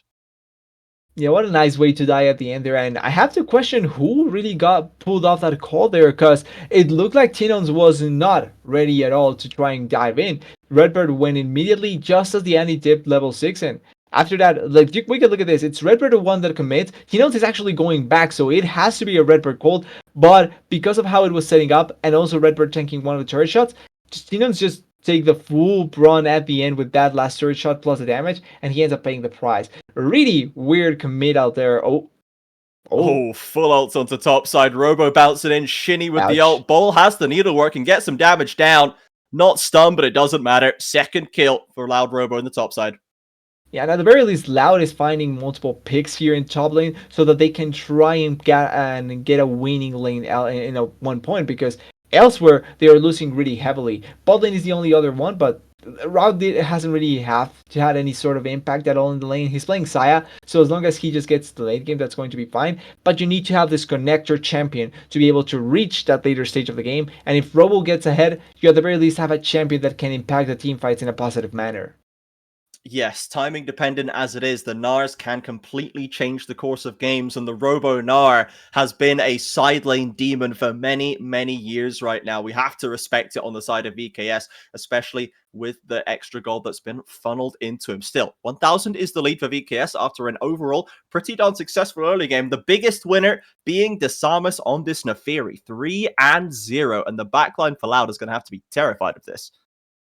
Yeah, you typically, as an AD carry, don't want to see the enemy Neferi having 3 kills at 8 minutes. You see, not that typically, no. usually, and you kind of don't want to play the game anymore because you know what's going to come for you. But one of the best Yeah. things about having the Saya is that at the very least you get a little bit of invulnerability before you inevitably die. So at the very least you can see the face of the enemy as he's killing you. Yeah, exactly, right. You can at least reckon with your destroyer before it happens, as again, Loud looks like they might try to help top out again. Robo lands the stun off the transformation, drags him back, misses the Q, but Tinones and Redbird are here. The Gnar just about survives. Tinones will be picking up the credit this time. Desamus and Kissy cannot get in range to take Robo down this time. And you gotta give a lot of credit to how Robo played that, playing between the very thin line of surviving just long enough that the team can arrive and dying miserably on the side. Really well played there by Robo, surviving long enough, and then nice roam by both Tinones and Redbird this time around, getting on time there to kill Bull. And Bull, for all the damage that he's been able to do to the Gnar, and even though he's consistently a threat, realistically dying those times is really detrimental for the team, because you're just giving back gold to members that should not get at all gold, and then also you're just allowing them to get a little bit of pressure in the map. Like, they were able to stop the contest for the Grubs because they are able to get pressure thanks to you dying. Bold needs to be a little bit more respectful in that regard. Oh, he's going to get drawn in again. Surely not. Yeah. Shinny's made it into the brush. Bowl, what are we doing, buddy? You've got to expect it at this point. The needlework will be enough to keep him safe for now, but again, he's down to half, and Robo can still get the transformation soon. Redbird going the long way around. Trimby stabs him against the wall, and Robo, this time he cannot escape. Shinny, though, goes for another stun with Redbird there. Do they want to carry this fight forward? I don't know if they can make it work. Yeah, really nice roam there by Trimby also because of the flash. I think a little bit of the mistake here comes from Redbird not being a little bit more aggressive in his positioning to try and stop just in case Robo gets flashed on, and he just does like that. Flash was also available for Robo, but I do respect the fact that he doesn't flash in. Probably going to be much more useful later on as well. And in the meanwhile, it's going to be Dragon taken for the side of VKS while the remaining Grubs go for Loud. So it's kind of an equal trade in terms of objectives. The lack of that one grub that VKS did get means that it's not going to be the best or most useful buff. Yeah, we'll see a replay of that once again. And yeah, we can keep an eye on how Redbird approaches this fight. And Robo, again, just completely has Bowl in the palm of his hand, baiting him into every play when he has help behind the curtain. Yeah, maybe the only thing that I would change here is Robo holding a little bit longer so that he can try and get his Narbar a little bit higher, but it is going against a win, and with how low it was, it probably would have taken a little bit longer for that happen. Yeah. So it's slight details. The goal lead, though, 1.2k in favor of BKS. Bo once again getting a kill, then a Fury already with an item completed. And now we're just waiting for the item completion timings, especially for the side of Loud, because there's already a lot on the side of BKS. Yeah, absolutely. They are starting to get rolling right now. The Malignants in mid lane, the Shojin in the jungle position. We haven't seen too much out of the Annie just yet, but those ults are going to start coming thick and fast. This time it's VKS with the help on the top side. Robo still getting pretty Robo diced up by Bull right now, trying to use the range to his advantage. Good trade backs from right here. A little bit of a grass proc stacking up that bar and Chimpy around the corner. Can they still play this? A flash in, avoids the stun. Robo barely squeaks away right now, but Dasamus is around the corner. He's going to pop into Meganar mode, and Dasamus, maybe he can just wait this out. Spotted by Robo. Does he have enough wherewithal? Does he have the damage to pull this dive off? The waves creeping in. himself here. Yes. Surely this is just a matter of time wasting for Robo. He's trying to clean the wave out. He knows that he's done for it. Gets a stun into the wall. Bowl will pick it up. As really what they're focusing on, as you can see in the picture-in-picture, Loud has been working on this bot lane tower the whole time. Yeah, this was doomed from the start. There was no way that it was going to be Robo getting out of that alive. At the very least, he cleans the wave up, and I agree that's probably the best play possible, because in the process, while getting that bot lane tier 1, you're gaining a lot of plates onto T-Nouns and also the first turret gold. So you really want to be able to make that work out for yourself. And in the process, yes, Marteos may get a little bit of gold, but you're also getting a lot of gold for route in the mid lane. So it's this important objective trade where, yes, you may not get the most value possible, but you're getting a lot of value. And that's what you need to be looking out, especially when you lose kills or when you lose positioning in the map. Yeah, absolutely. Again, Robo back to this lane on vision, but there's always people around him in this top side. Bowl, or Morteus now, I should say, and Robo just cannot have a quiet time up in that top side. The rest of the map has been almost abandoned by both sides, as it's purely about scrapping out in top. VKS coming out of all of this mess, still 1,000 ahead. They are down in grubs, but they have that first dragon locked up on their side. So ultimately, it has been a more successful early game than last time, that's for sure. But when we come into those team fights, when we come into that side laning action as well, that's what we need to see if VKS can step up, because that did not go well for them in game 1. Yeah, the real turning point was certainly how those team fights ended up going. So we need to see how it's going to turn out for this game. And at the very least, they do have their champions that need to be set up for success. Robo already quite strong. He may have died a couple of times, but 2 and 3 close to getting that first item. It's going to be really strong for him. And then T-Nouns, even with his couple of deaths, he has an item completed, close to be completing the Seraph's Embrace as well. And with the Saya being left untouched, you do have an AD carry that will be quite strong and safe for a later team fight. Although at this point, Morteos is probably going to be feeling stronger, since his Trinity Force is going to give him more stat value right now. Yeah, the Ezreal's going to be hitting that mid game very, very happily. Going to be getting pretty excited to show their stuff right now. Morteus holding down that mid lane. Dasamus looking for some vision on top side. VKS do have a decent amount of friends in the area right now. They've got that whole top side jungle, to be honest, is lit up with blue vision. They really want to track where Shinny's going here. Yeah, this is something that they did in the previous game as well. Even without objectives, their tracking of the top side was really, really good, keeping tabs on everyone that was walking by on the side, and also ready to stop them from accomplishing anything at all. So certainly going to be something that we may see from the side of VKS quite a bit, and also from a lot of teams, like just keeping control over the top side for this Scrubs, for the Herald, and more than likely in most occasions for the Atakan, as Redbird should be fine here. We see in the picture-in-picture, the two teams coming up later on today. Red Canids versus Leviathan. Both all smiles in the green rooms right now, but they will be fighting for elimination after this series from VKS and Loud. So stick around for that one, folks. The stakes are very high in that match as Loud taking control of this Herald River, trying to clean out some of this ever-present VKS vision. They'd love to get the Herald down so they can crack some of these towers, open up the map for themselves a little bit more. Actually trying to play a little bit of a trap right here, but there's a sneaky little ward just on the right side of your screen where you can see they know that Loud are probably hanging out there. Yeah, those wards are always the best ones, where they just spot you well enough so that they can stop any sort of attempt at an objective, but it's not the best. Oh, she lost it. Dear. Alistair knocked out the pit by Poppy. Shinny has the Herald stolen by Dasamus and Bowl into the TP. The Pantheon trying to escape. Diving in goes VKS, but look on the side. Root's been caught out by the Annie stun. Zaya abandoned on his own. Cannot get away. Double kill from Morteus. Both the Loud carries drop.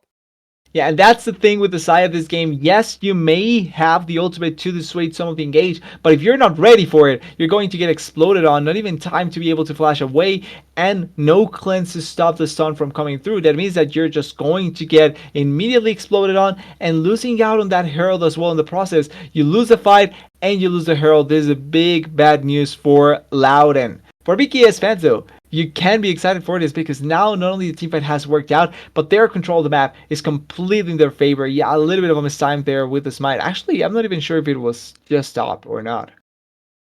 Yeah, either way, Shinny just drops that once in a Fury, and then Yeah, you can see immediately. Root on the sideline just getting popped right now. No chance to even press the ultimate. All the damage has been done before he can get his Archie off. Yeah, by that time you probably are just hoping that you can try and flash away just quickly enough so that you can survive, but not even that was attempted. Understanding that that was his fate as Oki. Robo is flashing and ulting, and Shinny is there, and they're He hard might be dead. committing onto Kissy. Okay, fair enough. again. Shinny and Robo have been connected at the hip today, and Robo wasted no time diving in for that. Yeah, it's a top jungle duo finding the right place and finding the right kills. Really nice collapse on Kissy, knowing that he has no flash at all. Committed it in the previous play. The Annie pretty immobile without that flash, meaning that as long as you get on top of her, she can die pretty quickly. And also they get a trade in the process, so finding back gold in their favor. Even though they lost a big fight, the gold lead is only 1k. Like, that is not a big enough difference to really worry about it. Yeah, I was wondering about that. It feels like VKS have been way more in control of this game, but they're about as far in the lead as they were at times in game one, and it doesn't feel like they're actually drawing a big lead on the map. The second Dragon is live. If they can get a second one, they could start maybe looking to threaten that soul, but it's not been super prioritized, so it's going to be, we're going to be approaching 30 minutes before we even can talk about the soul, and that's to say if Loud don't get it right now. Yeah, there is 4 members here on the upper side and the Gwen on the lower side. Really like the fact that they just try and rush it and then play around that fact really, really well. The Herald also going down, it seems, and the Gwen is not going to try and collapse on, so it doesn't look like they are going to try and do a lot more here on the side of Loud. Also, the wall perfect there for T-Nouns. I love those interactions to stop the Herald, the Bard ultimate onto the turret, just the wall to stop the Heralds from doing anything, and yeah, pretty much meaningless Herald now. Charge. Oh my goodness, somebody hit the R, 500 damage, lovely knockup by Redbird, and Loud completely fizzled the Herald by VKS, so they get the Drake, and they stop any damage going on mid at all. Maybe you needed to drift the Herald a little bit more there, so that you can actually get it to crash into the turret, although maybe the range is not enough for that to work out. You're gonna nice through top river, and then into the jungle, and then back down through to mid lane, pull a full lap with the whole map on it, or maybe just go up top lane, to be honest, that one's pretty low. That's where you play the Tokyo Drift song and try and make it so that you can feel like in the movie. Yeah, for sure. You're going to get a Scion player on there to try and drive that Herald into place. As Boulder's going to pick up that bot lane tower, as it has been abandoned by Loud, so VKS finally getting a little bit more gold in their pocket right here. But Loud seem to be pretty happy not to actually opt for a full-on fight. They're taking these nifty picks off the back of Shinny and Robo. They're going to pick up mid lane as well, so evens that turret right back up, and it's back to the drawing board for VKS, I guess. So if we're having this kind of slower game where they can't open out a big lead, how happy are VKS playing a game like this? Are they actually confident that as the game goes later, they're going to end up coming out the better of this, or Loud happy to slow the game down? So I would argue they are happy at this point in the game. But this is the right point for them to be happy, so they need to make it turn into something bigger. Because at 20 minutes, with 2 items on essentially all their carries, bar the Annie, this is probably one of the strongest points you're going to have. Because later on in the game, you're going to have Route with more than 2 items. You're going to have T-Nouns with more than 2 items as well.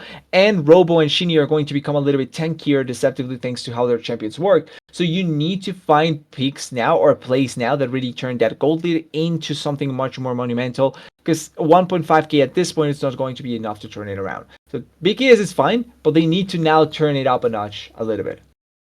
Okay, Atakan on this top side. Loud keeping an eye on it, but VKS with the control over Atakan itself. You can see Shinny in the bot side river. Maybe just wanted to hang out to make sure he's in range of both a bot lane play for Robo, who is maybe hunting for Bull, and can easily rotate to top side. The ult committed, but Nar doesn't find it. That is tough, but Shinny's ulted in as well. That's a big whiff for Loud. They're not even going to come close to killing the Gwen here. In fact, they're getting 1v2. Bull is not letting them get away with this. Flashes in, Kissy on the rotation, closes the trap, the double stun, and 2 kills for Kate Stars on the failed Loud play.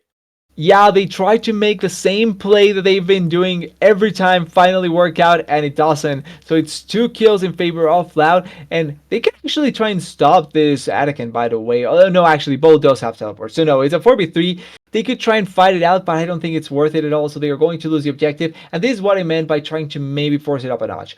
It's not from the virtue of VKS in the sense that they weren't the ones that actually made it happen. It was more so the mistake that came from Robo and Shinny overcommitting, but you have to take advantage of those moments, and that can be the catalyst for them to finally finding more gold lead, because Robo not only fails on the initial engage, but he also took 3 tower shots to the face. Yeah. So he was just completely weak for anything after display, and even then they were close to killing Bo. It's just that the anti-flash in was crucial there.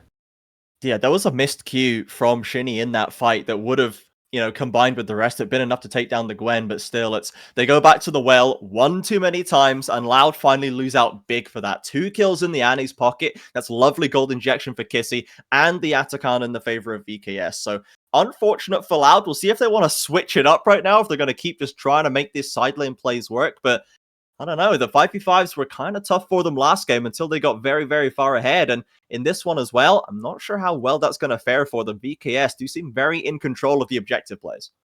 Yeah, it feels like it's going to be on how can they force a mistake from BKS more so than how can they set themselves up for success.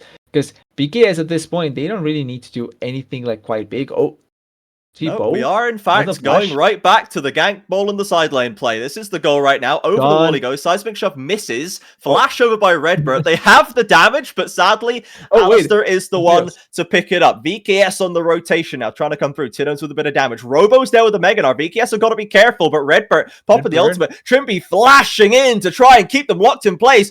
Big Ezreal ult from Morteus. Covers across them. Desamus dives in to eliminate one more. A single kill on Trimby back, but VKS have torn Loud apart there. Yeah, BKS finding such a great team fight there, or better said, such a great skirmish there. Really good damage coming through from Desamis and Morteus. Positioning wise, they were doing it so well, and they weren't able to do anything at all on the side of Loud. They didn't have Route in their favor, and T-Nouns already had committed a bit of their damage before to be able to kill that Gwen. Same for Shinny, so it was all what Robo could accomplish with the ultimate. But with no better positioning, it just turned into such an easy BKS victory there. Bull took long enough to be able to buy enough time so that the rest of the team could collapse there, and he also healed for quite a bit thanks to his ultimate. It was just at the end, how long could it take for them to try and run away, and they weren't able to run away quick enough so that they could find a good opportunity for Robo to ult here or to do anything else. Also, good dream play here, stopping the re-engage and also finding the knock-up onto T-Nouns. Yeah, lovely ultimate from Morteus. Sets up Desamus to dive in for the execute. That's the strength of VKS's composition. When everyone's in the right position, they're so mobile. They've got so much damage. They can get deep into that backline. Well done, VKS. So now, finally, it feels like they've properly taken control. And now it's Robo's turn for a little bit of just desserts right now. After getting a lot of help against Bull, he will escape with the use of his flash, but VKS finally putting some pressure on Loud's top laner.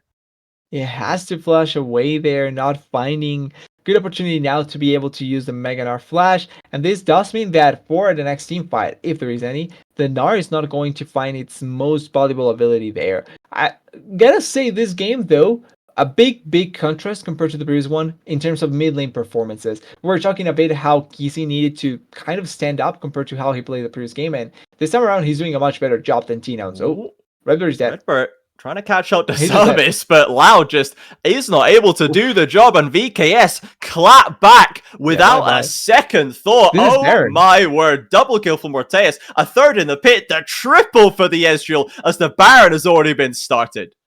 Yeah, this Saya is really not being part at all of this game. Big for its safety, but barely doing anything at all. And in this fight, really good picks that BKS are able to find. And the Annie, I was mentioning it, how T-Nouns was not finding the value that he had in the previous game. The Annie, in comparison, every time she's there with multiple stuns, with people being caught out of position, and with T-Burst finding quite a huge amount of value. And now with this, they get the Baron buff, they get also the Anakin before, and with all the buffs in their favor, they can try and push even farther into the base from Loud.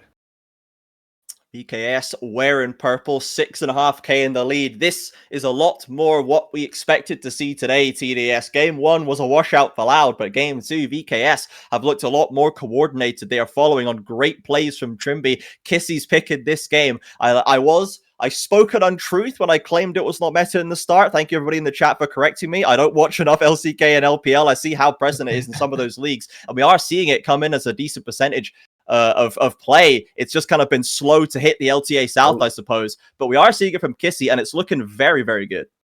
Yeah, as long as it works, that's all that matters to me. Even if it's played in other regions, if it doesn't work here, it's totally useless. But Kissy is making it work out. So as long as they find value here, it's what's important. And the turret's getting collapsed on. Robo went for a little bit of a stun, but it's not going to turn into anything big. And the waves are just going to get crushed on here. Yeah, they're looking for Bowl maybe. Backsteps on the snips right there, but Robo doesn't have an ult to try and lock him in place. As VKS rotate back to mid lane and will still walk away with a turret themselves. I guess it is somewhat indicative that I feel like Robo has had permanently at least 1 or 2 members from Loud helping him out with this lane the whole time, because he's in with a stun onto Root once again. The quote-unquote safe AD carry gets her head blown off before she has a chance to do anything. An ult and a flash away keeps him alive, but he is well out of the fight. Yeah, the safe AD carry is getting smacked in the head by a Gare with a Hummer, it looks like, and it's kind of difficult to stop this. Route is not ready ever to react to the flash engage by Kissy. It is flash for flash now, and ulti is down for Route, and he was able to survive at the very least, but this does mean that next objective fight, Route is going to be a much easier objective to try and go onto, and it's not only the Annie that you have to worry about. Triby can try and force himself in with the I forget the name of the hammer, but with his hammer in top of the head of the Saya, and then lock him down pretty comfortably, since there's no other escape tool for Route at this point. Oh, Redbird may be dead. Oh dear, trying to get some vision down here. Headbutts away Kissy. The Samus is ready. They're going to tear him apart. Oh my word. The burst is a bit terrifying. Killing spree for Kissy on the Ahri as the rest of Loud try to escape back to the safety of the turret. Robo interrupted on the crunch and ult to knock them back, but the Samus is ready and waiting, and the second kill for VKS. Yeah, not having a real tank here is going to be really, really scary for Loud as they are pushing into the base. They know that it's only 3 members. And they do not have Baron buff anymore. I think it's expired by now, but they still have enough damage to be able to take down the tier 2 turret in the top lane and force themselves even harder onto Loud. Close to a 10k gold lead, now a 10k gold lead. Yeah, they are rolling right now as we approach 29 minutes. VKS, to be honest, I'm just waiting to see how quickly they can sew this game up, because this should be a done deal for our blue side team right now. Finally keeping the momentum going. A tough game 1 has not stopped them getting back to the progress that we have seen from them in this group stage. 2-1 result from them, second in the group under Pain, and they look like they're ready to step back up, be a true contender. Likely to push Loud to a 3rd game right here, and we'll see how the series concludes after that. Oh, and it may be the chance here. Actually, great ulti there by T-Nouns to try and escape, but that just shows the threat they will always have on Loud. At this point, with the amount of gold that they have, anyone can be completely killed immediately, and there's nothing that you can really try and do to attempt to stop this, unless you try and get a pick here. They are looking for Bobo once again, 4 members strong in the top side, only Robo on the side. Maybe it's a trade for top laners if they are not careful enough. Loud quite deep up in this top lane right now, to be honest. Trimby tracking them parallel through the jungle. Bowl is heading up the lane as well, but Kissy has found Robo on the other side. VKS instead looking for the Loud top laner. Samus diving in, gets stunned again, dives forward, can't hit the Q, and Robo barely escapes back to the safety of the base. Just enough to survive on the side, and nothing happened in the top side, so really nice decision there by the side of BKS, almost getting the kill onto Robo, forces the flash once again, so the engage power from the Gnar getting caught in half pretty much at this point, and now it's what they can do on the side of BKS to really turn, or to really just shut down this game at all. No vision for Loud means that it's going to be much more difficult to stop Kise from engaging onto your team.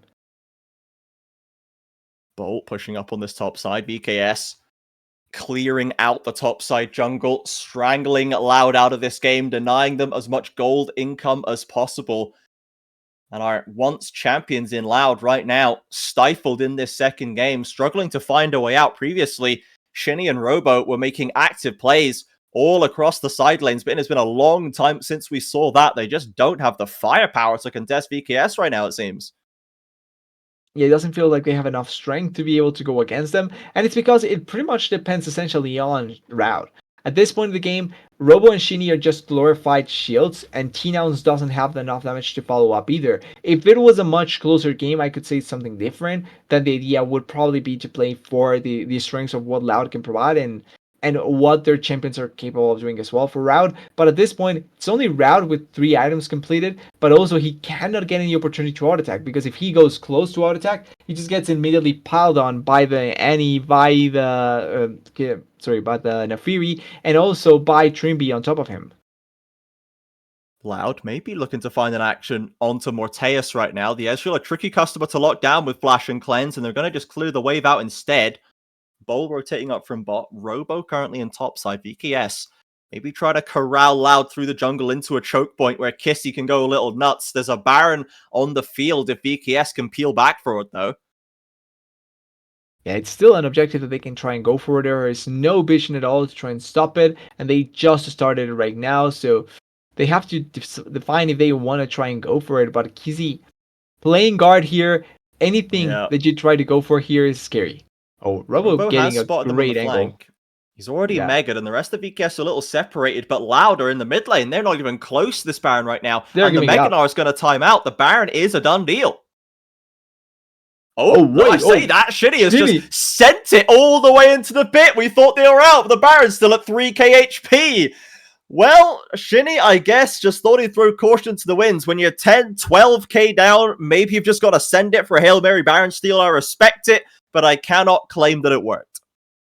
Yeah, it clearly didn't work. Probably expecting that they were going to rush it a little bit quicker. I think they probably saw the spear, decided to stop it just before he came through, and that's why at the end it doesn't work out at all. And they are pushing into the base. There's no Robo here. They can just try and kill. They can legitimately just go and kill like that. Flashing from Kissy with the stuns, the carries from Loud, limping back to base. Nobody can stop them right now. Robo is stat padding in the top lane, getting some tower, some destruction damage down. TP's back in Meganar form. There is a structure that you can knock them into, and the rest of Loud have respawned. Maybe they can hold the game right here.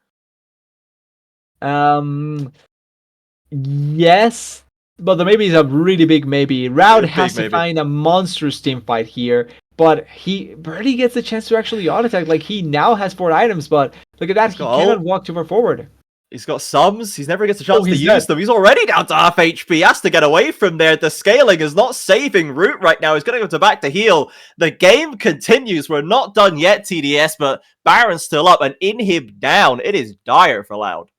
Yeah, it may just be one more fight before we see VKS taking it out. Route, once again, he walked forward to try and get some damage out, but Morteus' damage was actually much higher. He did have to flash, though, so probably not the most ideal thing to have to do as the S-roll there, but it's still such a big advantage that it doesn't feel like it matters. And with the dragon spawning in 30 seconds, they are going to get this last dragon, they are going to get the soul, and maybe try and put a nail in the coffin of the game. Yeah, they should be able to clean this one up pretty easily, to be honest. They've had a 10k gold lead for a while, honestly, and they've only got 1 inhib down, so I'm expecting VKS to be able to clean this game up before too long. We've all got stuff to do here, K-Stars, so they're going to step into the spot lane jungle, continue to clear out the objectives. There's a Chemtech soul they can play for. They don't have, or they just barely have the Baron for less than a minute right now. The rest of Loud are heading back to the base, but VKS seems like they still want to keep this push going. Yeah, they're trying to make it as hard as they can, but difficult to put a real good stop when you're taking so much damage to the face. Like, even if you're able to take away the minions, realistically, they take so much damage in the process that they can try and get just pushed into the base once again, and they're going to stop another minion wave. They're going to collapse on here on the side, and maybe with Robo and Mega, they can try and look for an angle. Tinone's taking a fair bit of poke from Morteus right there. They Poppy just knocks him back to the tower, knock into the turret as well. Shinny's been caught up. The Samus has dived deep, and Morteus goes legendary. The tower is ignored as VKS smell blood in the water. They keep diving forward. Useless. No more kills to be found. As Root stands, the one stack of needlework shreds him down to half as VKS forget the bot inhib. They're going for the kill. The Samus suicides in to go into the resurrection. Bold out, securing the kills, and VKS will end this game A massive turnaround from game number 1, and the Cade Stars keeping it even, pushing us to game 3. Yeah, huge props to how they played this game. Really nice turnaround. A lot of this on the back of how Sheeny responded in general, finding really good counter ganks, and also huge turnaround game by Kisi. Finding important picks, finding important stuns in general, and also showing why Vianney feels like it's a meta pick now. Finding multiple opportunities to try and get on top of the AD carry, and if the AD carry is completely useless, then it's going to be much easier to win the game. But it goes into question why Route goes for the Saya here, and why they picked it at the point that they did when it wasn't going to be a factor at all. Yeah, it was the R5 Zaya just does not seem to make sense here, right? You can maybe argue some of the theory, but it just seemed like it was never a factor in any part of this game. It kept him alive once in that bot lane play when he can ult and flash away. But doesn't save the tower, doesn't save the team fight, doesn't achieve anything. So we have to question that for Loud, unfortunately. But VKS, great turnaround from them. As you said, big game for Kissy to show us the Annie and get a lot more done. Morteus putting up Mondo numbers. And Desamas on this carrying a Fury. Great start. Carried that lead forward. Few notes for him. The one place where it seemed like VKS struggled a little bit was in that top lane early on. But that's just because Loud were just hammering it again and again and again and again. Past the point of viability. You know, they're really focused on shutting Ball out, and they couldn't really stop him either. I will say though, if it is a little bit of the fault of Bo, because if it happens once, it's fine. If it happens twice, okay, maybe I'm beginning to become the one of the targets of the game. If it happens more than 3 times, I'm thinking you have to stop doing something because that's on you after that point. But it didn't matter that much. Thankfully, he was also playing Gwen. So like he was at a point where 1 kill on the Gwen really just meant that the game was going to be pretty comfortable for them, and then the rest of the map was doing just well enough that he could just coast by without having to do much more. Yeah, pretty much. We see that by the end of the game, he was still completely chunking everybody, holding down the front line. He still got there as Gwen, absolutely, whereas Robo was not, shall we say, quite as useful, but the rest of Loud had kind of crumbled a little bit there. So as it stands, 1-1, we're going to go to another break right now. We'll run another ad to disable the pre-rolls for the Game 3, the all-important concluding Game 3, see who secures second seed in the final playoff stage. We're out. We'll be back to a break. We'll see you in a few minutes.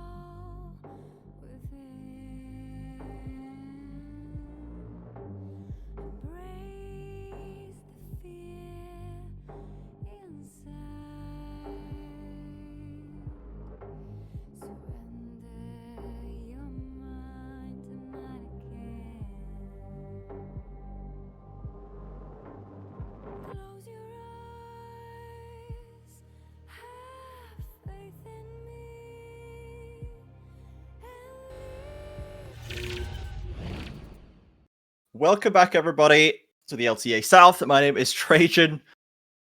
TDS and I are back for game number 3 here, VKS versus Loud. Apologies, I'm a little distracted. I've just had a cat use my hand as a grappling hook point and failed to climb onto a desk. I'm now bleeding a little bit, but not too much. So that's fine. I don't have to rush away, but I may be a little distracted. So, VKS, even up the series TDS, 1-1. Yep. And it took them a little longer to get the win over the line, but I dare say they looked as dominant, if not more, than Loud in game 1. They came in with a different plan, and it worked out super, super well for them here. Yeah, it was quite strong. Like they literally were able to just play their game off in the manner that they wanted to, and it delivered in the best way possible. You found multiple opportunities to get your team ahead, even when your team was getting collapsed on the side. It never really turned into anything meaningful. And then at the end, you had a pretty strong backup in your mid lane and bot lane to really deliver there.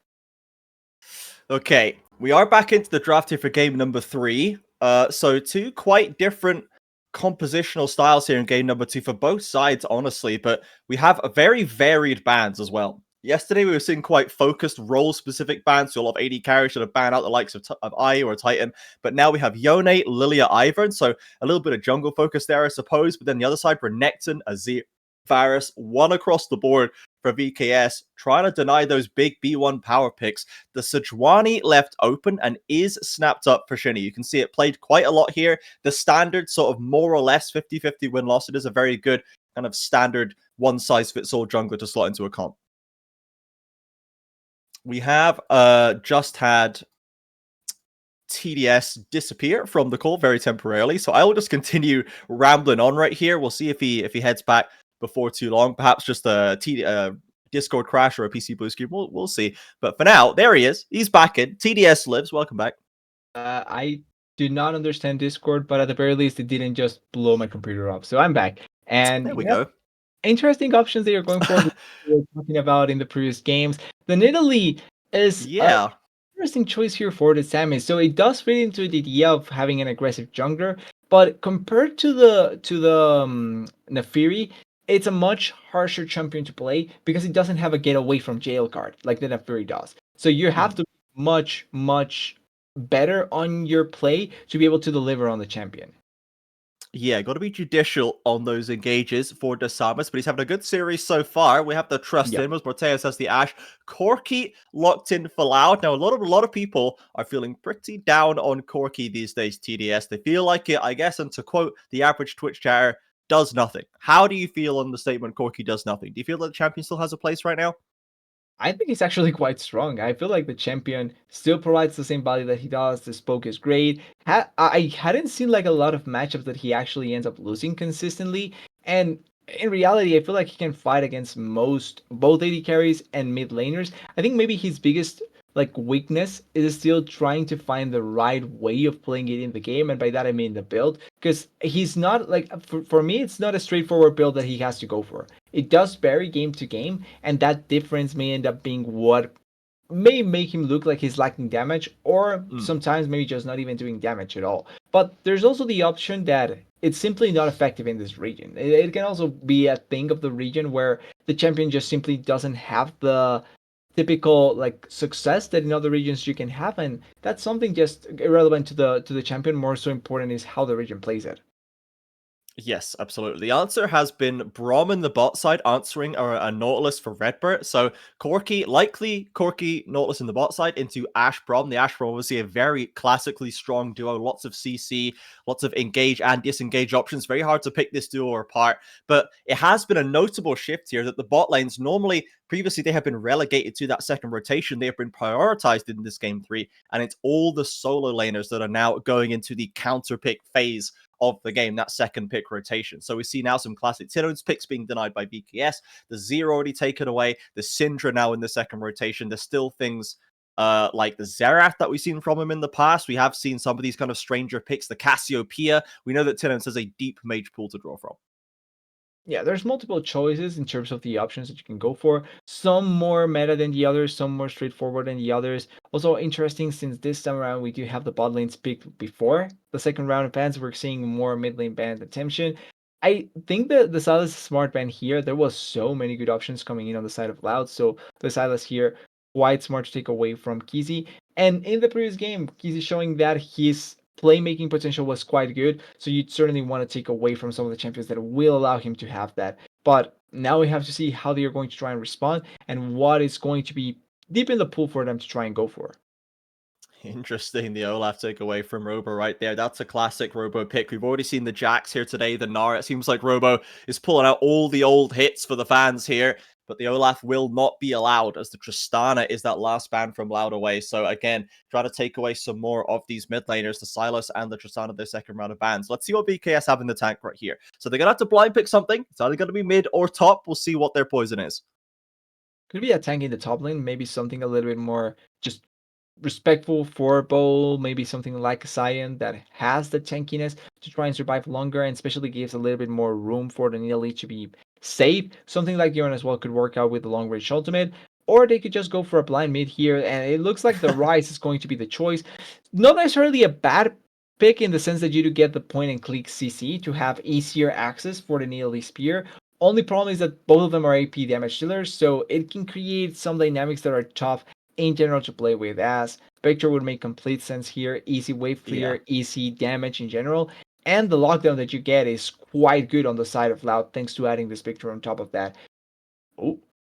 Now, there is an angle for Rise top as well. We'll see if the Cassio is going to make it in. I think this would be a great pick for Tinones. We love the Tinones Cassiopeia, and there it is, locked in. So we have seen a Rise top in this split. It was he down on Flux UW7M. He went 11-3 and 11, completely popped off at it. And this has in the annals of history been a robo pick that he pulls out sometimes when times are getting tough. So we'll see how Loud are going to operate this, because they've already locked in a set mid lane. They've gone for the Camille top side.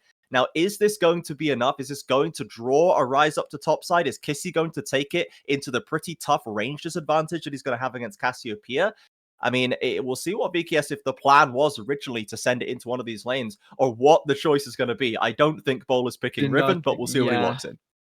The Shen would make more sense, especially thinking about the potential of having a tank in the top lane. You have also the global ultimate to play around with the Rise as well. And it's kind of a nice addition to the team, although I was thinking Fiora, but it's been a while since I've seen the Fiora being picked in general. It is one of those counters that have gone against the Camille multiple times in the past, and it looks like it's going to come back. But I really like this Cassiopeia. Short range champion, yes, but against a composition that has something like the Rise and the Braum and the Fiora, your Miasma is going to be really good. Your Petrifying Gaze can really turn around fights, and it's not like you're going to be lacking range because the Corki does have good poke with his rockets, and then you also have lockdown thanks to the Camille, the Sejuani, and the Nautilus. So all in all, Loud's composition feels like it can fit really well what they are looking for in general.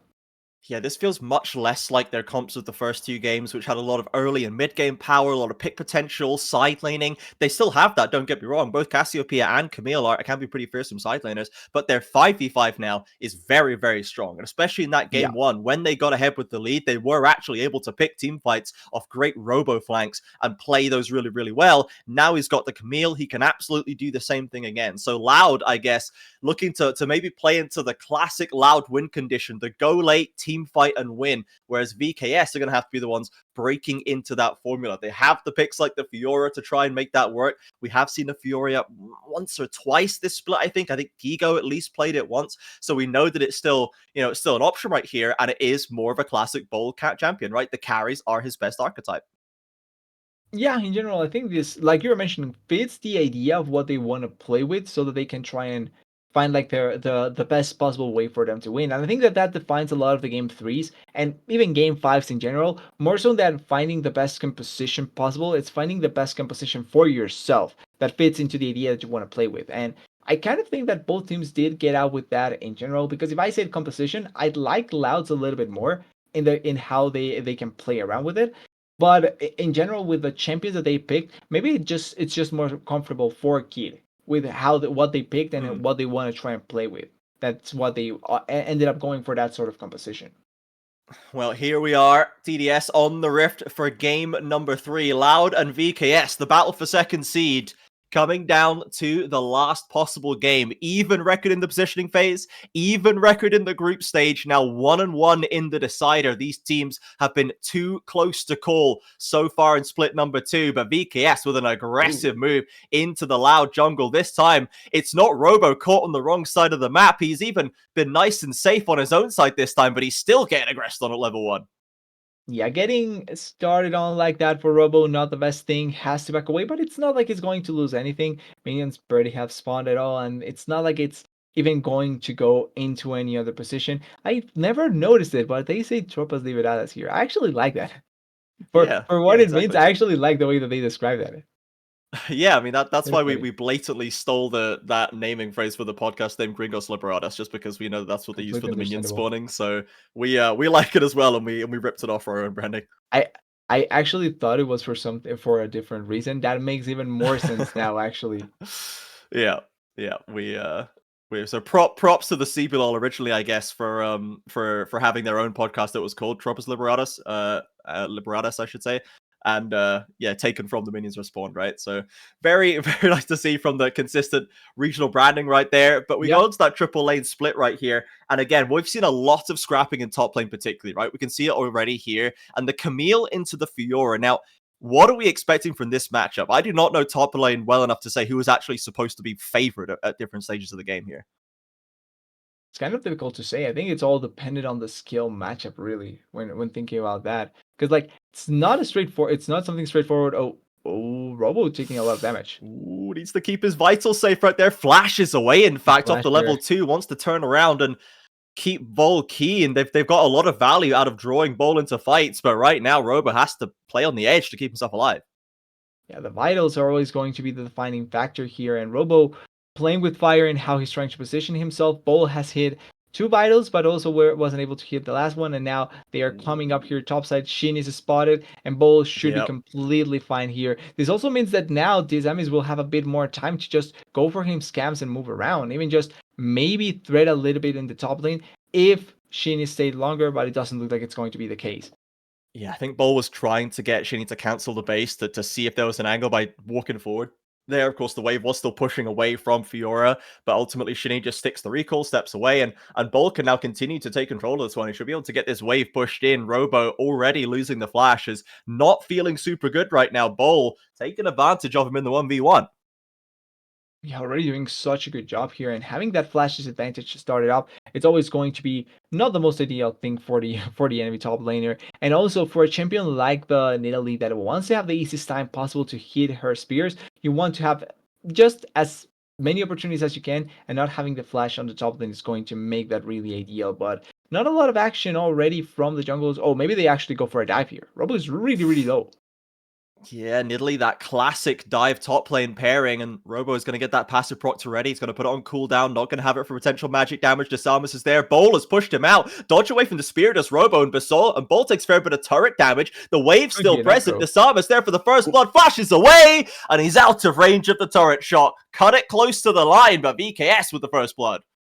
Yeah, easy dive there. They may have failed a little bit of the spear, and yes, the flash comes down from the Samus, but that's kind of expected in any sort of dive attempt. And at the end, they do pull up first blood really comfortably for the Samus. Also, Bull still has complete control of the lane. Teleports back into the lane with a little bit more advantage compared to the Camille, still has her flash. So this lane is just going to be much more comfortable for them in general. And the fact that they can try and play around it means that more than likely this could be a repeat attempt at going to try and destroy the top laner from the side of Loud. Tinone's trying to crash a wave in mid lane, trying to abuse that 1v1 if possible as well. Kissy has to burn the mana to stay healthy there, but Trimby aggressively moving on to Morteus. That Braum Ash stun combination is very strong. Redbird deftly sidestepping the Nidalee Spear will keep them safe on the Loud side as well. But let's take a replay of this one. Robo tried his hardest to get away from this.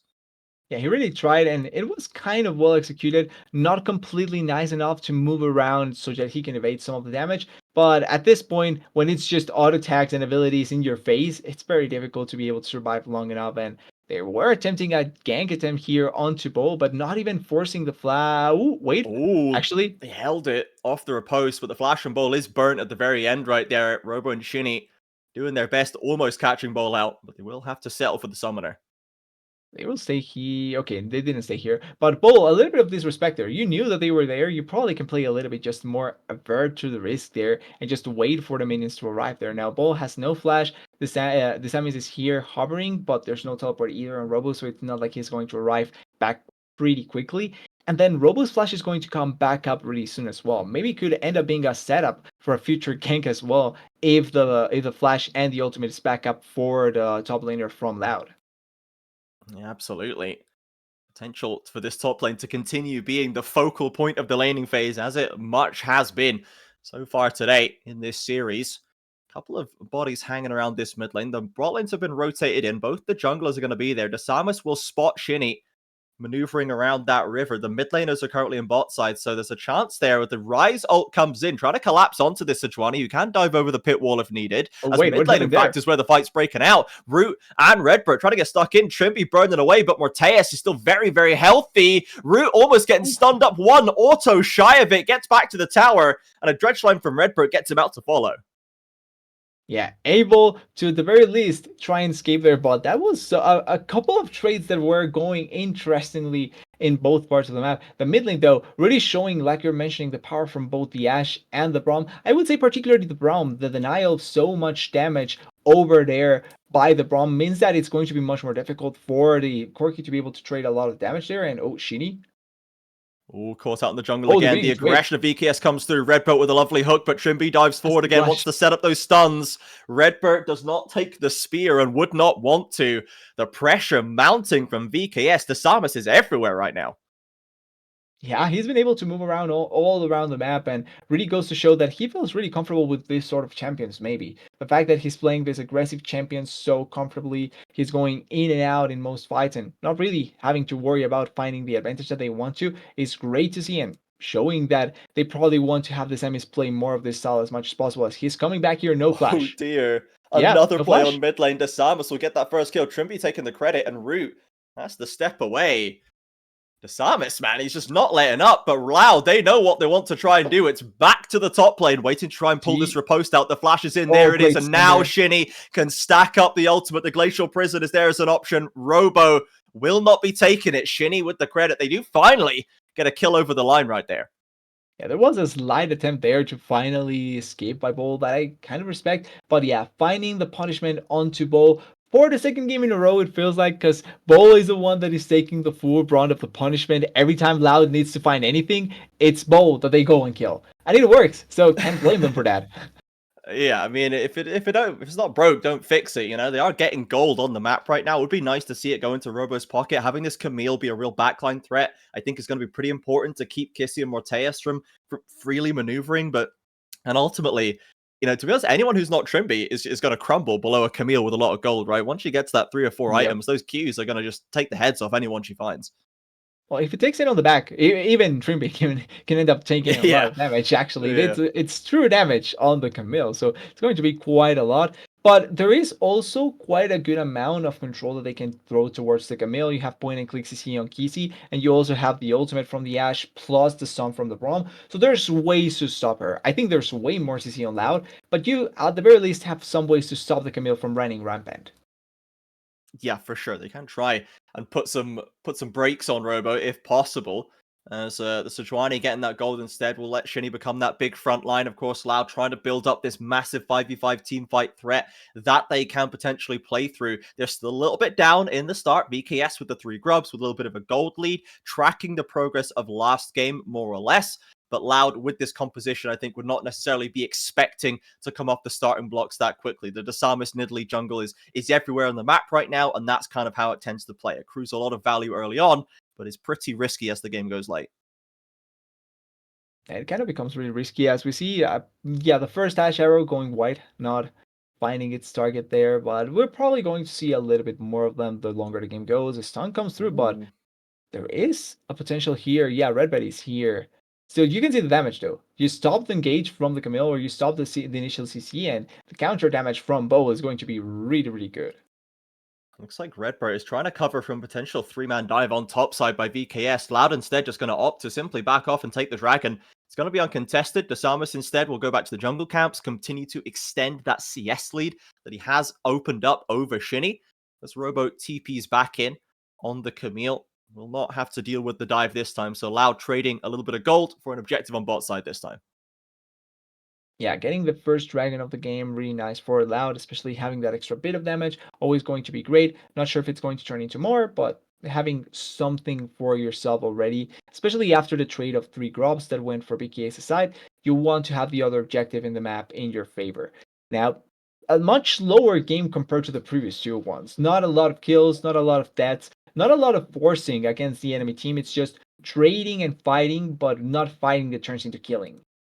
Yeah, before it was 9 kills in 9 minutes, and now it is Yeah. 3 kills in 11 minutes. A very different pace, as you say. But we have these first items starting to come through. The Samus has secured that Lich Bane, so a big bit of burst coming through right there. Tinones has completed the Rod of Ages. A nice bit of health to stack up in the tier as Bowl actually caught up in that Camille ultimate. Shinny around the corner again. They're going back for the classic 1v2 dive, looking for the stun. Countered by the riposte. the Flash away from there as well. The Oh, the Samus heal. from the corner with a clutch heal. Cannot stop the trade being 1-for-1 as Rise ults back to safety. And that one almost went awry for Loud, but they get away with the 1-for-1. Yeah, the heal coming in clutch at the end there to, at the very least, buy enough time to get the counter kill. And they actually get the kill first, so it is Fitz of I always forget the name. The Fitz in Loud. favor of BKS, and they are fighting here even more. Trimby wants more flash Who over the knows? wall from Kissy. A big ult from Tinodes, but there's no backup. It doesn't matter that he stuns 3. Morteus cleanses out, and the rest of VKS just take him apart. Yeah, pretty comfortable for them. They're getting the kill on Tinones. Kissy flashing over the wall even to just be able to secure it. And slight lead thanks to those kills, not really just based off objectives. And important they are able to keep on finding them as Bull getting collapsed on here. Just going to be a trade of damage. Yep, we're going to pick up this gold, no problem there. Keeps it fairly even. We can see a replay of that top play, and you can see how long they have to wait to try and bait out the Bull riposte before they can actually commit to the CC. They need to lock him down. It's quite a lot that they need to be able to commit here. I like Bull's attempt there at stopping it and then obviously flashing away. I'm not sure if he needed to parry or to dash onto the side. Oh, Robo, he's dead. Oh, dear. Yeah, that was quick. Caught outside the bounds of his turret. We can see that Lich Bane for the Samus really starting to do some work, and Bowl with Ravenous Hydra, a lot of damage coming out of this duo. Not much in the CC department, but if they get on top of you, they're going to shred you. It's really a trade of who can kill the enemy top laner much quicker. Robo has died, Bull has died as well, and it's what Shinny and the Samus can take advantage of from both of these top laners. One thing though is that compared to previous games where this has happened multiple times, it's funny that you can see how both top laners will have the opportunity to take advantage of that in the side lane. Like if one dies and the other is alone in the side lane, you may see a turret or 2 turrets dying immediately because of that. Something that in the previous games, it was only one of the 2 top laners that could do that. Yeah, pretty much. It's not a common thing to see, that's for sure. But Loud trying to clear out some of this vision in the bot side jungle. There's a lot of VKS vision again. We saw that in the previous games where they will put down very deep, thick jungle vision to play around with. They're not messing around with it. As let's see how Robo got caught out here. Looks like just pushed up a bit too far with Bull waiting for him. Yeah. Yeah, he didn't know someone was there. Oh, that's a great cancel, actually stopping it on the very edge of how he was trying to get away, and then easy connect on the spear. But the important part is how he stops the jump away from Robo so that it's very easy for them to just be able to collapse and get the kill at the end. Really, really well done by Bo in that position. Yeah, very, very nifty use of the Fiora right there. Bowl continuing to impress in this in these laning phases, going up a duo like Robo and Shinny, so many years under their belts, so many titles under their belts, and Bowl, ever the underperformer in previous splits, so far is continuing to show his value today. It's going to be another big scalp if he can make a fool out of Robo and Shinny for one more game and secure that second spot for VKS. And they are setting a trap here. Multiple members. Yeah, Kize has the flash. Easy, bye-bye. Yeah, well, Kissy, the mistake you made, buddy, was stepping into top lane, because if Loud's going to do anything, it's going to be gang top lane. They don't care where the top laner is. It's all about the lane. Kissy gets absolutely murdered right there as Robo still scrapping his way out with Bowl. He's trying to under tower right now. He's getting a decent trade with it. Actually dropping pretty low, and Bowl it has the ultimate baited out, so he's not going to get the kill right here, and Robo can just TP back. Yeah, I think a little bit too overconfident that he could get something out of that from the ultimate, but especially with how close the Camille was to the turret. But she still has not backed and still hasn't TP'd either. Oh, wait. Oh, dear. Trimby on that front line. The pseudo tank does not last for long. Loud take the free kill, and VKS a little bit too excited right there. They TP Kissy in, and they can still control the river if they want. Trimby is way too squishy. He has the shield, but his shield value is fully dependent on if he's able to pop it before he gets engaged on. And because there were multiple members in that position, he actually doesn't get the chance. Really good play there by Loud. They get the kill onto Kissy in the top lane. They get the kill onto Trimby in the Herald pit. And then even though they don't get the objective, they may try and fight for this dragon. They have the position to try and go for it. Robo again, trying to get some vision in there, trying to scrap it out with Bolt. The Ash Arrow will not connect, but there's no follow-up from Loud. They will give away that dragon. So one apiece for now, a Mountain Rift in game number 3. And we return to actually standard lane assignments, just a little shuffled around the Rift. Mid lane is in top, bot lane is in mid, and the top laners down to bot. Yeah, they like to move everyone around here. There's probably a lot has to do with who has teleports available and who can try and contest for each objective. Although, considering who has the teleports right now, we probably need to see Chinons go against Bo down there in the bot side, because they don't have the teleport to be able to respond to the Herald play if they send the Camille. It would be a numbers advantage if BKS does still play with the way that they are playing right now with the lane assignments. But it doesn't look that they want to force the Herald either on either side. It's just allowing Bolt to have this free time, and he's going to get first turret blood pretty comfortably.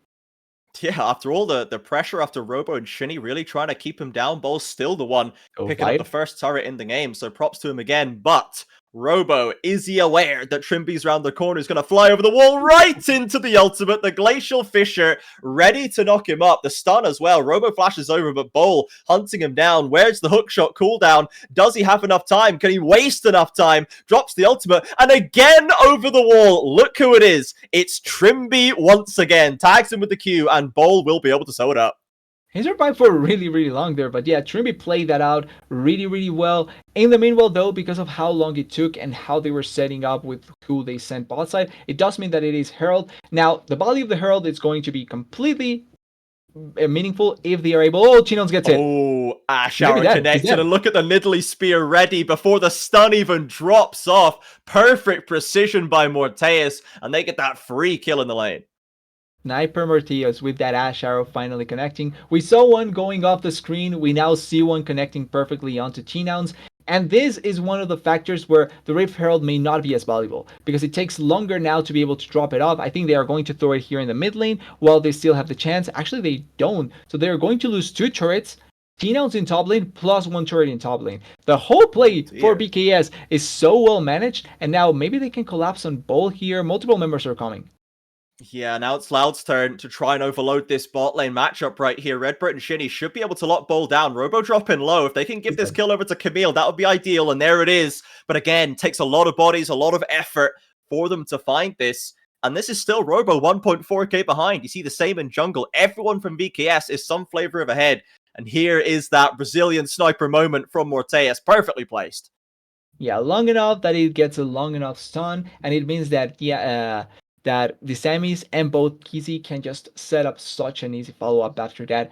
Both getting collapsed on there. I think getting the turret is not necessarily a bad thing. He probably should have tried and run away much quicker, but it also, with the amount of members that were collapsing, it was going to be quite difficult. So he trying to outplay it, it's not the worst situation ever. But I like how we're seeing how effective this Fiora can be when she's left by herself, right? One opportunity for her to be alone, she completely destroys the top lane. And in the 1v1, it's not like there's a straight up advantage between Bol or Robo at this point. Maybe just the item advantage that Bol has puts him a little bit ahead of the Camille, but it's not like there's a big enough difference in terms of just the mechanical level of the champions. So if you're able to play it well enough as a Camille, you can still win it, but the item lead is going to be the main difference maker, and they won this again. Another Ash Arrow barely skates by Chinons and Redbird. Bol with the slow on the riposte to Samus now, and the rest of VKS coming in from the bot side to lock them in place. Root is there to do some DPS, and Loud holding the line right now, but Shinny, how long can he last? Just a little longer, but it's not enough. Bol steps in, unlocks the ultimate, and Loud have to back away. Yeah, it's really numbers advantage game at that point. The difference that means that they can get the kill. Robo was all the while in the bot side pushing the turret. I don't think it's necessarily a bad choice if you're able to escape with your lives there. But since Shinny died, you have the Camille down bot side. It is going to be a pretty free Atakan in this position. And this is why I'm kind of curious why Loud is setting themselves up in these ways with their teleports. Because it feels like every time they want to pull up a play or they want to try and make something happen, their lane assignments feel a little bit questionable, and we don't see enough reaction from them to be ready to attack. I'm not sure if the teleport would have changed anything, but maybe having a more ready to respond Camille would have worked out better. Her teleport, though, I'm not sure if it was right on time to be back up, or if it was completely back up at that point. But it's the ready control was now. perfect. Yeah, Okay, he so can, at yeah, this if it point he was, it could can have gone. TP, and if you go into one of these minions, I don't know, maybe because Shinny survives a Could decently have amount of been. time, Yeah, it right? was long. If we have Robo coming in to drop an ultimate to knock VKS back, split them again, maybe there's a chance for Loud to get that kill. You keep Shinny alive, you stop Fiora getting the ultimate down, because once the healing zone is down, you've just lost the fight, right? So there Yeah. could have been a chance, but again, if you lose that, you commit the TP as well. Now you're 7, 8k behind, and it's just maybe particularly hopeless. So maybe Loud, rare as it is, playing with a little bit of conservatism there, a little bit more of a reserved choice to not throw it all in. Yeah, it's a situation similar to if you leave the Fiora by herself on the side and you lose a slide fight. Like, as long as it's not a fight that you lose 4-0, the numbers are going to still be enough so that you can do something else. And the Camille was getting an objective in the process. It's not like she was just blankly staring at the wall and not doing anything. I think the weirdest part is because of how long Shinny lasted. There is an argument that if maybe Robo was there from the start, you can try and turn it around. But you also saw how long it took for Shinny to try and escape. Like, he was controlled, locked down, and took a while before he was able to run away towards his team, and he still even died. So like, it's difficult to really gauge how much it was going to turn around if Robo was there. I'm just curious why they try and put the team in a position where the ones that have the teleport available at the time are not really ready to react to plays on the other side of the map. But maybe it's just a stylistic decision by them. Also, setting up for actually nothing. There's no objective right now. So setting up for Psych, there's nothing to take right now. They're just going to step onto the bot side. And Loud at this point, it feels like when they're not ganking top, what is the plan? What is the impetus? What is the strategy at play right here? It doesn't really feel like there is a cohesive vision now that the top lane tower is down. Whereas VKS, they're playing off Morteus arrows. They're trying to set up jungle catches. As you can see, they're setting up kills in the side lane. It feels like Kate Stars have plays and strategies they're wanting to use. Whereas Loud, even with a Nautilus hook, even with a Sejuani, it's very reactive. Now, maybe they have a play they can react to, but it seems like they can't quite get a hold of them, and VKS slip away. Yeah, and this is the other side of the coin. The engage happens from Loud here, but they cannot commit harder. So while they do have the more members here, Fiora is by herself down there in the bot side, and she's going to push. She's going to find once again opportunities to threaten the other side of the map, and that means that you have to send members to try and respond, just like they do here with the Cassiopeia. But then in turn, opens up space for the other side of the map. I think that both teams are trying to play a similar mindset, or with a similar mindset of trying to open up the space for their split pushers. But it has worked much better for BKS compared to how it's worked for Loud. Even though Camille has obtained turret, it's really not in the same manner as how Bull has been able to just push and push and push and force members into weird spots because of it. VKS now trying to take control of this mid lane. Dasama's throwing the spears out. Redbird has a shield to block it, but will not. We'll have to give up position around this river as we 2 minutes until the Dragon, 1 minute until the Baron. Some big objectives coming onto the field imminently right now. And VKS have built themselves up a comfortable lead. They've had the momentum for a while now, and they are bunched up in this river. But do they know there is a flanking Robo Camille? Could this be the play that gets Loud back in? He doesn't find a way onto Morteus. He's only onto Trimby. Robo on the front line completely fumbles the flanking gauge, and Loud in full retreat. Bowler's TP'd in. There's no more kills, but the damage is done. So there's an argument to say they fumbled it, but I will say Trimby played it really, really well. Controlling how the Camille was going to get received there, stops the engage initially in that position, and then answers back in such a good manner to try and get the kill on the Camille. Surprised that Robo didn't pop the ultimate though. That was a spot for him to just pop the ultimate and play around it. But doesn't go for it, that gets immediately killed. Did blow both flashes, or actually the flash from Morpheus, which means that in a future fight, there is not going to be that available for them as... okay, well, no, Shinny's fine. She's Yeah, tanky. trying to hold on to this mid lane turret. They won't have a wave to push through. Disarmer's going to toss some spears out, but Loud will hold on to it for now. So VKS didn't take anything significant off that. And like you said, they did lose a critical flash, but ultimately Loud just kind of lost a little bit more time and still is not able to put this play together. That was one of the best, if not the best opportunity we've seen for them in this game to actually execute on what their comp does. But in the moment when they needed it to hit, they just couldn't make it work as the tower now falls and Loud are forced to come in. Here's the flank from Robo. Looks a little better. Onto the flashless Morteus. 1 kill down. Now the second lands and more fool me, everybody. Loud come back and take 2. See, it was all a setup. The longer it took for them to come back into the play, it actually worked. And that's the value of taking down that big flash from Morteus initially, right? It's when the Ashe flash is down, for a future fight, if you're able to get on top of her, it turns much better. I think Trimby's ultimate was also down at the time, so there was no way to cancel out on the Camille engage, and that meant that it was easier to get on top of the Ashe in that scenario. But weirdly enough, because of when this happens, I'm not sure if it's going to turn into an objective. Dragon is barely just spawning, Morteus is going to spawn as well here, but you can see they get the turret and they don't go back immediately. They think that they can try and take a fight here, but the stun into Kizzy and also immediately onto Morteus to try and stun him in a spot that he doesn't have a lot of ways to escape. While there's no ultimate from Trimby to really help him escape, it just means that it's going to be easier to kill this Ashe. And really well done as well in the process. Also, Bull has no teleport, so it's not like he can quickly join a fight now at this point. He already committed it before.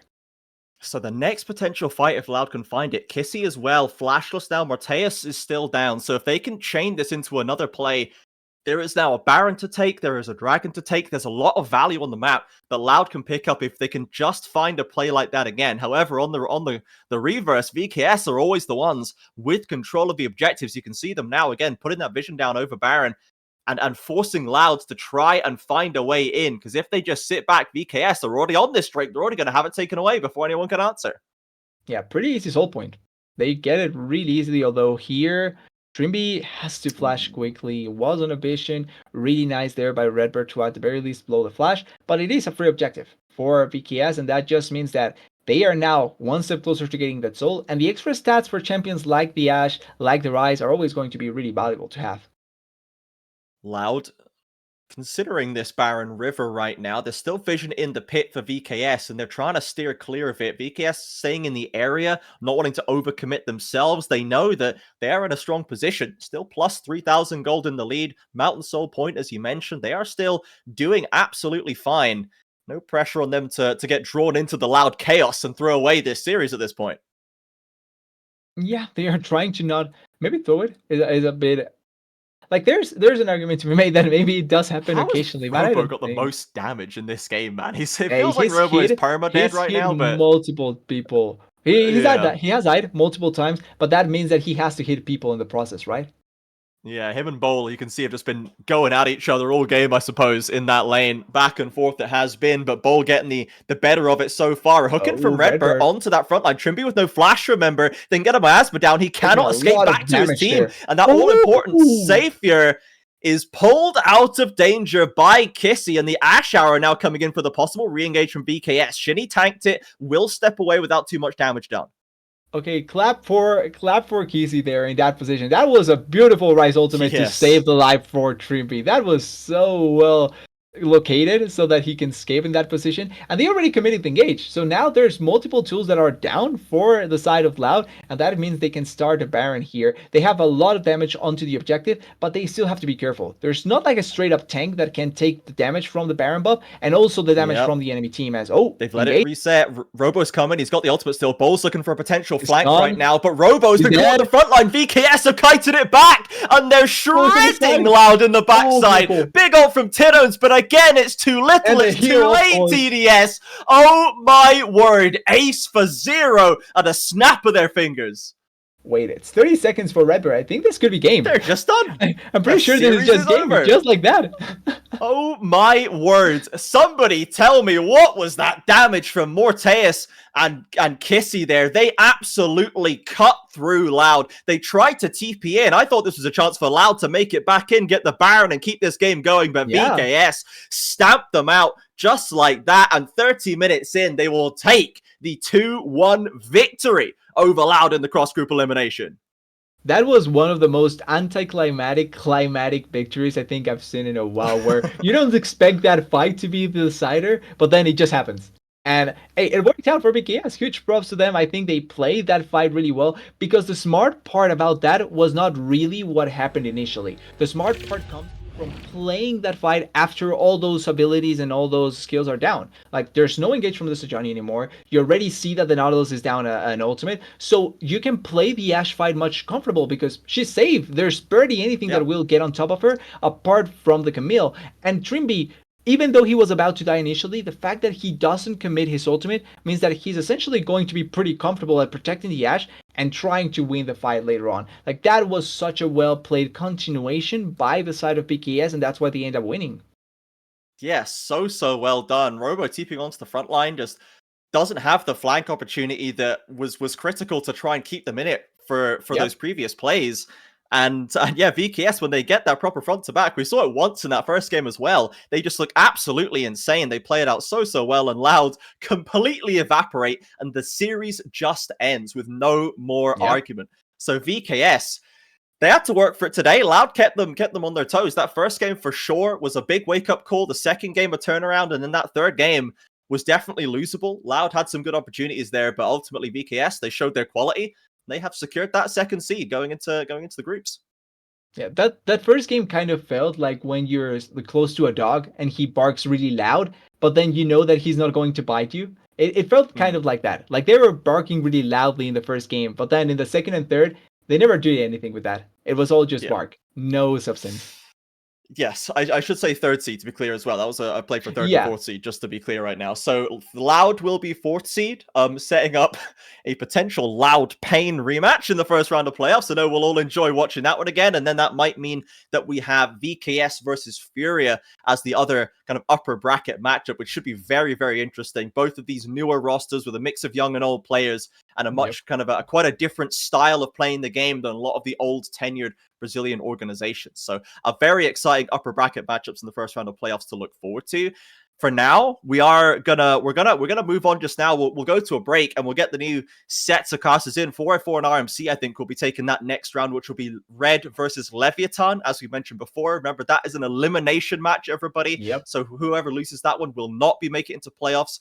Thank you very much, TDS, for joining me for this series. A nice 3-gamer right here, VKS and Loud, giving us some show to entertain the fans with. Thank you, everybody, for watching. Remember, of course, everybody, this is a fully voluntary run project, this costume that we have, this English broadcast. So please, if you like what we do here, if you appreciate it, please drop a follow on the Twitch channel. If you can afford it, if you can find it, if you have a Prime to drop, we really appreciate it if you would use the subscription on our channel as well. It very much helps us all out, and we very much appreciate you spending your time with us on this wonderful Sunday. With that said, we're going to go to another break, and don't forget there's another series after that, so you don't want to go anywhere. Stick around, and we will see you in just a few minutes.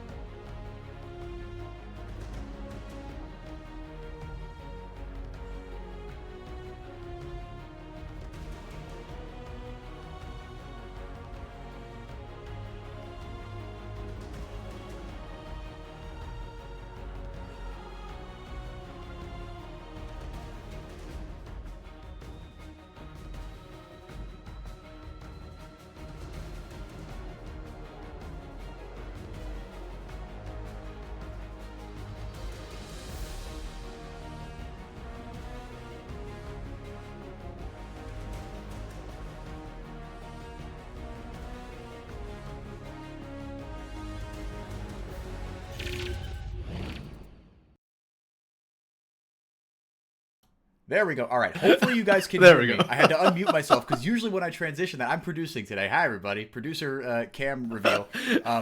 Usually when I do that, I mute myself because otherwise I start yapping in Discord, and that's no fun for anybody. So, and I'm going to fix that. My white line is bleeding into RMCs. Okay, do that. And bam! I'm part All of right. your walls, FourY4. There we go. You guys are getting a peek inside the curtain that you never asked for. Let me know if the levels are weird in the chat, everybody. Hi, everybody. I'm FourY4. That's RMC. And today, we're going to be saying goodbye to a team like we did yesterday. These are the cross-group elimination matches. So this is the third seed from one group against fourth seed from the other group. This is Red versus Leviathan. RMC. It is, to me, it is a shame. We'll start with Leviathan. I think Red have more to talk about. Or, well, I mean, it depends who you ask, I think. But Leviathan, it has been startling to me how quickly they have sort of just slipped into hopelessness. Like, I don't think they're, like, capital H hopeless, but they look lifeless right now, man. They look really rough. They kind of do, and I think the LA teams as a whole, right, IE and Leviathan, were full of surprises, for better or for worse. In first split, IE was number 1 in the Southern Conference, Leviathan was number 2. And then we fast forward to split 2, and IE is barely scrambling to try and find any sort of wins whatsoever in the positioning phase. Leviathan looks slightly better. They got wins over Furia and Cade Stars, but slipped to most of the other teams. Now we move to the group phase, and yet again, the turns table. With Leviathan coming out 4th in Group A. They lost to IE. IE actually managed to take out Leviathan, and they get 3rd seed. So we're kind of looking at all of this right now, and yeah, Leviathan, like you say they're kind of dead. Yeah, especially in the group phase. They've shown us nothing so far in the group phase. No, they've showed us absolutely nothing. I mean, and IE, to their credit, right, they seem to be getting better. They took a game off Pain, right? I think that was a little more pain for me, just like being weird. But they did take a game off the best team in the league. And now Leviathan, they come up against an interesting proposition in Red, right? Red, who have had roster change after roster change, the CEO talking out both sides of his mouth, but now we are right back where we started with the Brunsey, Frosty, FNB, Aegis Grafthar, the duo that won them both titles back in 2021, 2022. They're back, RMC, and I think I agree with what you said off air, is that they look like old Red. Yeah. Yep. For better or for worse. Exactly. This is what you got. Congrats. It's the exact same thing. Yeah, and we have to give credit to the Aegis Grafthar sort of iteration of Red, right? Like, they have done well in the past. Let's not forget that Grafthar, in his first split, by the way, 2022 split 2, I believe it was, he steps in, he steps in, rookie, and makes it all the way to the international tournament and wins the entire CB Law that particular split as well. So, yeah, he has something in him. This roster generally does pretty well. They make top 4 fairly regularly back in CB Law. And in split 1, when Red was 5th, 6th, it was without Grafthar, without Aegis, right? That was the Doom roster that we saw with Mago. So them coming back in does feel like they should perform better in the immediate future. But the big question is not the immediate future, it's the future. How far can they scale up? That is a worry for later, though. Today, right now, it is about Leviathan, and things look good for Red with Aegis, with Grafthar, up against Leviathan. Yeah, I was going to say, I mean, it's about the future, but right here, right now, you've got a best of 3 to win, right? And that's certainly what it feels like the change was predicated on. It was always about results. And again, right, this is a capped sort of team, you feel like, right? This core, this duo of Aegis and Grevthar, right? They've won a combined 4 titles. Frosty's never won a title, but Brunsey has won a title. He's got a lot of top 3 finishes. FNB, a lot of top 3 finishes as well. But in game 1 of this Fearless best of 3 right now, it is do or die. Top jungle being picked in order on the red side, and looks like it might be on the blue side as well. You still see that Gwen B1. To some teams, it is still B1 worthy off. We're going to be piloting that, and we do get Scary on the Nefiri. Strong as hell, RMC. Yeah, a lot of very strong meta picks going over the way to Leviathan. Yes, Rumble is meta. Yes, Xinjiao is meta. But it feels like they're almost answers at this point. And Gwen and Fury are sort of the S tier. They are the prio picks. Now, Leviathan, what do they want to round this out with? We've seen a lot of mid lane. Yep. There we go. It feels like bot lane has gone from the highest prio back in Split 1 when it was like Varus, Kalista, Permavans. Exactly. To kind of just the thing that we don't really care about. I expect Red to maybe answer here. Talia that is on the board and is something that we've often seen played into the RA. So we'll see what ends up getting picked there. I mean, you still do see some, right? Blue side, AD carry priority just by virtue of the bans being thrown out, right? Red threw out the Lucian and the Varus ban. And it looks like, as that answer to Ahri, like we're saying, we have seen this start to crop up again. It will be the Annie here for Grevthar. And this feels, I don't know. It doesn't feel like a Grevthar champion in the sense that it's like, you know, push and roam, sack your CS. But it also kind of does feel like a Grevthar champion. I can't put into words why. Do you share that sentiment? Yeah, fully, because the mechanics required from Annie is very, very low. All right, there we go. I was trying to get you to say it, not me. I'll say it all day, man. Like, Grevthar is not known as a particularly mechanical player. I think he can be, but he generally isn't. So the simpler it is, the better. Also, Annie's great engage, and I think she roams very, very well with her jungler, Xinjiao Annie. That's a kill lane. That's a skirmish lane, and especially into something like an Ahri. Ahri just wants to zip around, Annie just point and clicks. What are you going to do? You can't dodge her Q. It's point and click. So I do like the pick. I think it's great setup. I think thematically it matches Rumble a lot. It does now, however, mean that they do need a bit more sustained damage from Red from this bot lane. We see the Kalista Ashe being taken away. Those feel like more lane dominant picks, whereas Leviathan with the Misfortune take away so far, and the Karma Ezreal, is still up and available. Yeah, well said, RMC. We'll see if he does, in fact, lock that in. But like you said, this can be really sustained damage and also just something to provide a little bit of range, right? Rumble and Annie, pretty short range. You can whittle your opposition down if you keep landing these Mystic shots. I mean, right, Ezreal, you live and die by hitting your Qs. That is what makes this champion so easy to play, but also so brutally difficult to be very, very good on. If you miss your Qs, I'm sorry, you're just useless. On the other side, we have a little bit of CC with the Charm, kind of to set up the Nefiri. That's kind of what I'm looking for in this kind of Nefiri composition, right? What can you do to get Scary going? What lanes would be best to really try and get things going on? The Nautilus is taken away. That's what I would have paired up with the Kai'Sa. That's your classic kind of kill lane. But Rakan serves a very similar purpose.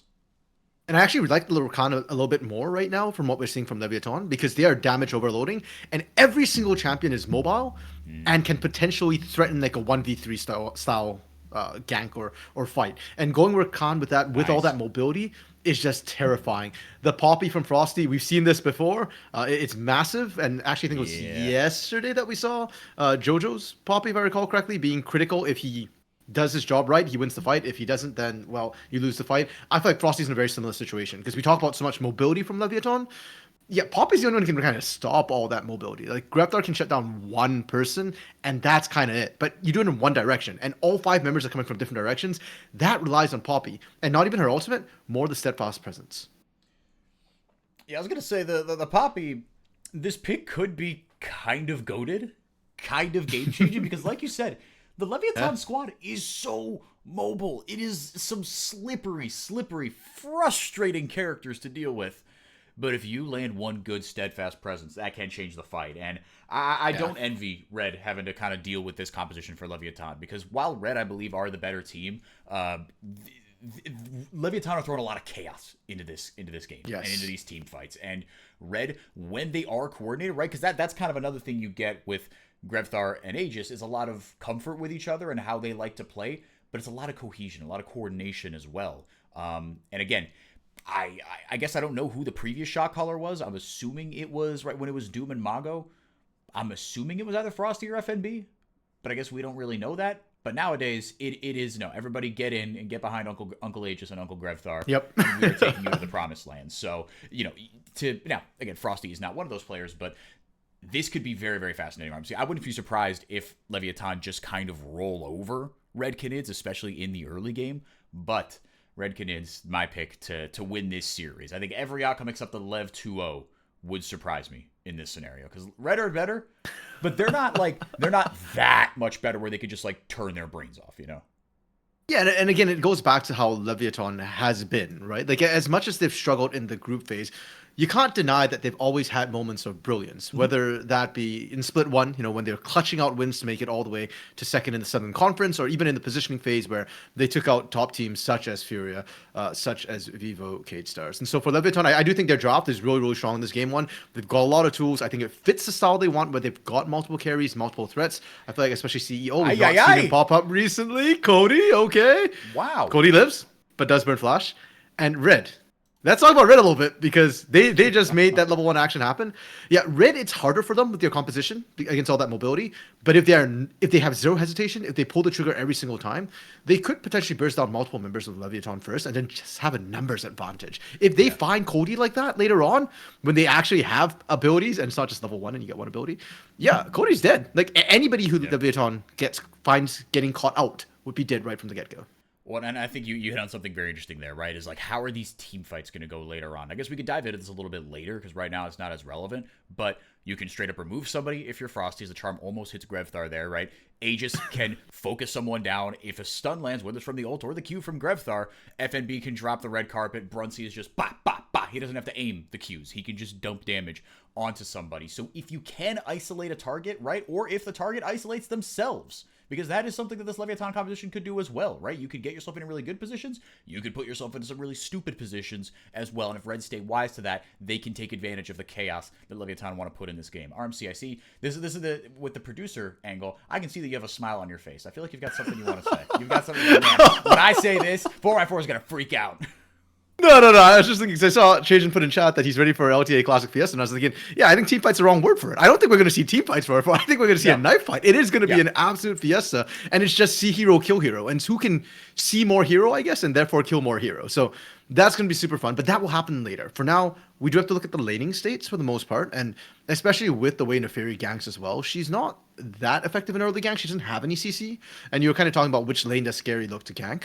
I think it's got to be mid and bot lane, but even mid's kind of conditional with the charm being very linear. Exactly. If anything, I'm kind of looking at Aegis. Right? He can make a bit more happen, and I do feel like with the lane pressure that we're seeing come through from Leviathan on this top side, for example, that I expect to see Cody be able to put out in the mid lane a little bit more. I think Aegis has options to go for. I don't want to see full clear Shinjao. Yeah. I think I'm looking at the bot lane, to your point, right? But on the other hand, it's like, you've always got to pay attention to this top lane, because whichever one of these champions gets rolling, oh my goodness, hold on to your seats, because they could absolutely take over the game. Now, Zothfi, right? I mean, you've got a really good matchup as well, just into this team, because everyone except Brunsey has to be kind of up in your grill. Annie is a mage, but she's very, very short range. And Rumble and Gwen like that, to be fair. And Kaisa, not the longest range, right? Ari has to get up close and personal as well. So the range, not really a thing on either of these compositions, except for Brunsey, who he's got to be someone who, especially in the late game, when Red's composition is going to start to fall off a little bit, has to be the one nailing his Mystic shots as Frosty goes in with the steadfast presence. Ignite going to land on a CEO, but we'll get a little bit of help there from the Battle Dance of Pro Delta. Yeah, I was just thinking, as you're talking about getting in range and all that, like the trading that's coming down already, even the bot lane, you say that Ezreal wants to play from range. Brunsey doesn't want to play from range. He wants to get in there. He's using those autos, maximizing them as much as possible, and Frosty really able to kind of get in there and punish as well. That little advantage, honestly, kind of doesn't pan out, because CEO isn't scared to back off. It's actually just sitting in lane. They've kind of baited out Frosty's back, if anything, and that will allow CEO and Pro Delta to get the shove and get the CS, hopefully, and get a bit of a cheater recall so that they don't lose anything from that poor trade they took. Yeah, and that's another thing, right? I mean, Brunsey, you can just keep him pretty much safe, especially into a lane like this. Yes, Pro Delta can clear a lot of ground really quickly, but being an Ezreal, you've got the flash, you've got the barrier, you've got the arcane shift as well. Both these top players are going to hit level 5 as they're trading really, really evenly. Aegis just kind of hanging out. FNB doesn't want to give it away just yet, but Zothfi smells something fishy. And look, fish is a great food, but it's like you ever walk past those fish markets, right? And it just, the smell just punches you in the mouth. You're like, oh Lord, this, wow. Wow. We're going to put this in our bodies now? Ooh, I don't know about that. That's why you cook those first. That's not sashimi crayfish that you're smelling right No, there. that's fair. Like that's bouillabaisse or whatever soup of choice that you want to do. It's worth noting as well for Zothwy. He is running exhaust, by the way. We do want to highlight that because it shows that he wants to win his lane against FNB. And later on, it's very useful against the likes of Annie, where she is kind of burst heavy and Tibbers can continue doing quite a bit of damage. It also does mean that Zothwy could potentially be a bit more vulnerable in lane to these ganks. And Zothwy didn't even drop a ward, by the way, and he's detected that. He's dropped the ward now, which actually maximizes his coverage. So he should be safe up there. And I don't think Scary necessarily even wants to gank up there anymore. Like, I think he just leaves Zothwy isolated. He's fine with vision. Go for Cody. Go for Pro Delta. Dragon kind of tickled there by Aegis. Wanted to see if he wanted to play. He did want to play, but then he left him without a ball. He took the ball from him, put it over the fence. Timberstun does land onto Grefthar at level 6, going all in there onto Cody. But Scary showing up. He's not level 6 yet, but the flash will have to be burned by Grefthar as he dodges out the charm. I think that charm was aimed for if Grefthar wanted to go over the wall, and he was going to grab him like that. But either way, the rest of the Red Canid squad going to wrap up that first Dragon 1-0 on that front here to start RMC. Yeah, good read. And a lot of times we look at Flash for Annie as being a critical summoner because she is not the most mobile of champions. If she wants to engage, she has to flash forward. But the range issue you mentioned, I think is going to be very, very pertinent because Grefthar doesn't need flash anymore to find engages. Zothwy just sitting in the equalizer doesn't even care. Maybe he should. It did kind of hurt. Yeah, it's like a jacuzzi. You sit there and you just take it. Oh Lord. But like in a jacuzzi, you can't have it over a certain temperature. You can't be sitting there for too long. Your skin gets pruny. And the older you are, as we know, RMC, if you're on the wrong side of 25, you could pass out if you sit in there too long. So Zothwy, take some notes, brother. Brunsey, arcane shifting forward here as Prodelta. Happy to take that. We'll get a double stun there with the grand entrance. That'll be all she wrote. This is a best of 3 reminder, right? So the early lack of, we've seen fighting. We just haven't seen any full-on blood, as very nicely done by Aegis. Didn't even have level 6, but did enough damage there early on to Cody. Didn't even have, doesn't have a Dirk. He doesn't have like a Caulfield's Warhammer, but got the flash there out of Cody. Not for nothing there. Level 6 for Scary, though, but he knows Aegis is right by him. Frosty happy to just beat him over the head with a hammer. Aegis going to grab onto those Raptors. Now Grefthar joining the fight here. We might get some fisticuffs over this jungle camp, but Scary just says, you know what? I'm good with that. Now Brunsey in a little bit of trouble here. Going forward, has to flash away. Pro Delta almost locked up the red 80 carry. Flash burn barrier probably won't be up by the time CEO hits level 6. So next time they find Brunsey like that without Frosty, he's in trouble. FNB eating a whole bunch of needles, but he's fine. He's okay. He's still cooking. And Zothwy is still struggling to really get in there. Yeah, and that's the other thing, RMC, right? You called out the exhaust. He said, no, he wants to win this lane, right? You are sacrificing later power, right? A later bit of mobility to be able to take full advantage here. The Ignite goes down there for Delta. Grefthar should be able to close this gap or at least get something here. He'll get never mind. On to CEO. Don't think he'll get on a Pro Delta. He's a slippery bugger, and at this point, it's just too far away. But you got what you came for, and that is a kill. Very nicely done by Grefthar. I feel like he got more than he came for, right? He just wanted to finish off prods, but he finds CEO just not paying attention. Frosty able to stop the base and just absolutely gets murked. Now, up towards the grubs, though, Scary not wasting time, able to kind of answer back immediately with these grubs. I don't think Red can really contest that when Grefthar walked all the way in bot lane without the teleport, can't reinforce on the top side. No, and then that's, it's okay, but we got the Grefthar special here early, right? Just get out of your lane, make something happen. Yep. Except this time, he's still up CS, and that is the fine line, right? That is what makes Grefthar one of the most polarizing players in LTA South, certainly in the last 5 years that we've been doing this RMC, right? You see the beauty of what his strategy can be. Is Scary getting bullied out of his own jungle here. Doesn't blow the ultimate, probably the better for it. Brunsey now with a kill. It's coming up red here early, RMC. Yeah, the out wouldn't say Scary whatsoever, so yeah, just hold that. But that's illegal. That shouldn't have happened, FourY4, and that comes because of Prods. Prods got forced to base off that play bot side where CU went down. He didn't come back out into mid lane. He went back down where Cody was. And I've got massive questions. Why is your support reinforcing an Ari? She doesn't need you. CEO needs you. Scary needed you. And because of that, Red actually managed to get more numbers on that topside overload. And not only did they find Scary in his jungle and take him out, they got 2 out of 3 grubs. I feel like this kind of, I feel like speaks to a broader point about Nefiri, right? Is that she can be such a boom or bust champion just because of how well your team does or doesn't play around her, right? Yes, she's mobile. Yes, she's untargetable and all that good stuff. But if you don't have backup and other targets to focus on, you do even just the smallest bit of CC, you just breathe in her general direction. It's not going to go well for her. Fair enough. A bit of a trade coming down in the bot lane. Cody actually forcing out Tibbers, which is a good thing if you're the Ahri. You're kind of fine. Is a little bit low on mana, though. I don't know if he has enough to actually kill Greftar, but he's happy to be an annoyance. And we didn't comment on it, but Zothby did go down in the top lane to a gank. Exhaust blown, TP blown. Still maintaining a decent CS, though. Yep, doing okay. And then, crucially, the assist goes over to FNB, so the matchup not going to be that much more oppressive, right? Doesn't have the full benefit of a full kill. We'll get another look at it here. So here we get the full look at this top lane diff. Yeah, it's just FNB kind of running Zothby down, and because Zothby doesn't have flash, we talked about it, right? You're up a lane, you've got no mobility spells. You just have to try and run faster, but you can't when you're slowed with the Electro Harpoons. Exhaust doesn't cut the slow, only the damage. So Red just kind of taking over the map, and I'm looking at Leviathan right now going, where is action going to happen? Pro Delta's not moving, and Scary's still farming.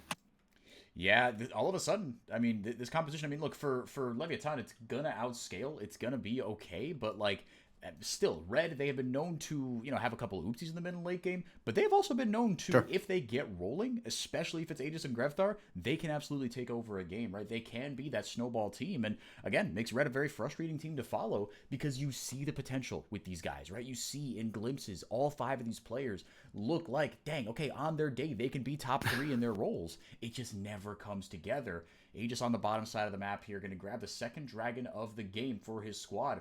So far, it's been a masterclass from Red Canids.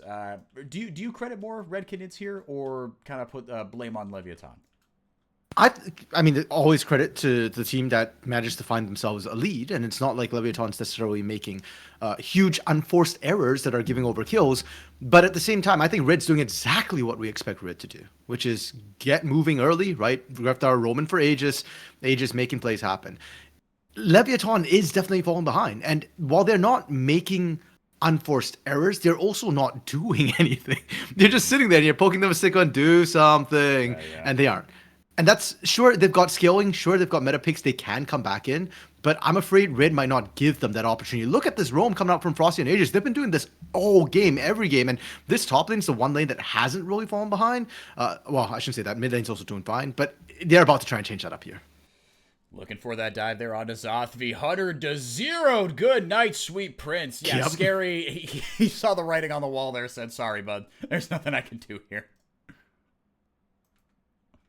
Yeah, and now Cody kind of sitting up here as well, trying to just hold this wave. It does mean that somewhere on this map, Leviathan has an open lane, and it's bot side right now with Greftar pushing in. Greftar is really happy right now. He's allowed to roam and still keep up CS. Cody, he's got Spirit Rush. Can he get out? If he gets locked up, I got the Charm lands onto Aegis. He's going to get one back here.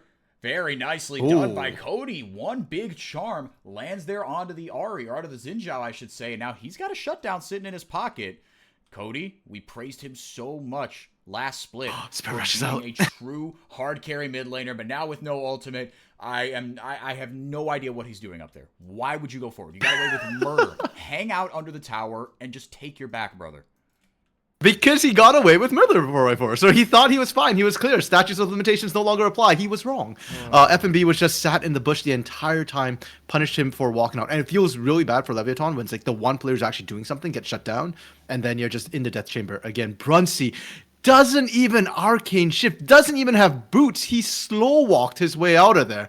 We get to see sort of a replay of the dive onto Cody, and the Spirit Rush just makes it really hard to lock him down. He uses the flash initially as well, so you can't even tag him in transition. And you can see all of Red just kind of going, oh, well, we'll just back out and leave Aegis. I don't know if that's the right call, to be honest. I do feel like if you had invested a bit harder, you could have secured the kill, but it doesn't matter. Yeah, it doesn't matter because Cody gives it back anyways by overstaying. Yep. You seeing that as well? I wish we could hear the comms there. I'm sure they would have been funny there. Just like, oh, look what I found. Oh, look what I found. Speaking of that, Frosty in a lot of trouble here. Tries to get a little bit of CC down, but that's a shutdown over to Scary. One of the last places you wanted. Okay. Not able to get the damage onto Brunsey. Blows every summoner, and he's the better for it. That's fine. You take that. If you're a Leviathan fan, that's a good sign that Scary's finally actually able to get in there, get some kills. The 3K gold disadvantage can still be played around. Timbers being dropped over the wall doesn't actually tag CEO up, and with that said and done, 4-4 just feels like, okay, we've got a lot of the skirmishing that we kind of talked about, a lot of the ganks that kind of came through, but none of it's resulting in necessarily the major objectives, and it just feels like teams are looking at, okay, what cooldowns do we have? If we don't have cooldowns, then we just give the objective over. Yeah, and I think this is what it's going to come down to, because I think both these teams really believe in their team fighting, and as a caster, I believe in one of these teams' abilities to, with all due respect, not execute a team fight. So you go into a lot of these fights with, like, you know what? If we hit our buttons correctly, we can force some unforced errors, and that's not even to, like, you know, flame Hold up. unnecessarily. It's not clear which team you don't have faith in for team fights. I think that, look, both of these teams, they've got an int in them. As I'm going to move my head much closer to the microphone. There we go. You're going to get my sexy voice, chat. No, that's much too much effort. Red Kids, look, they've got a good lead here.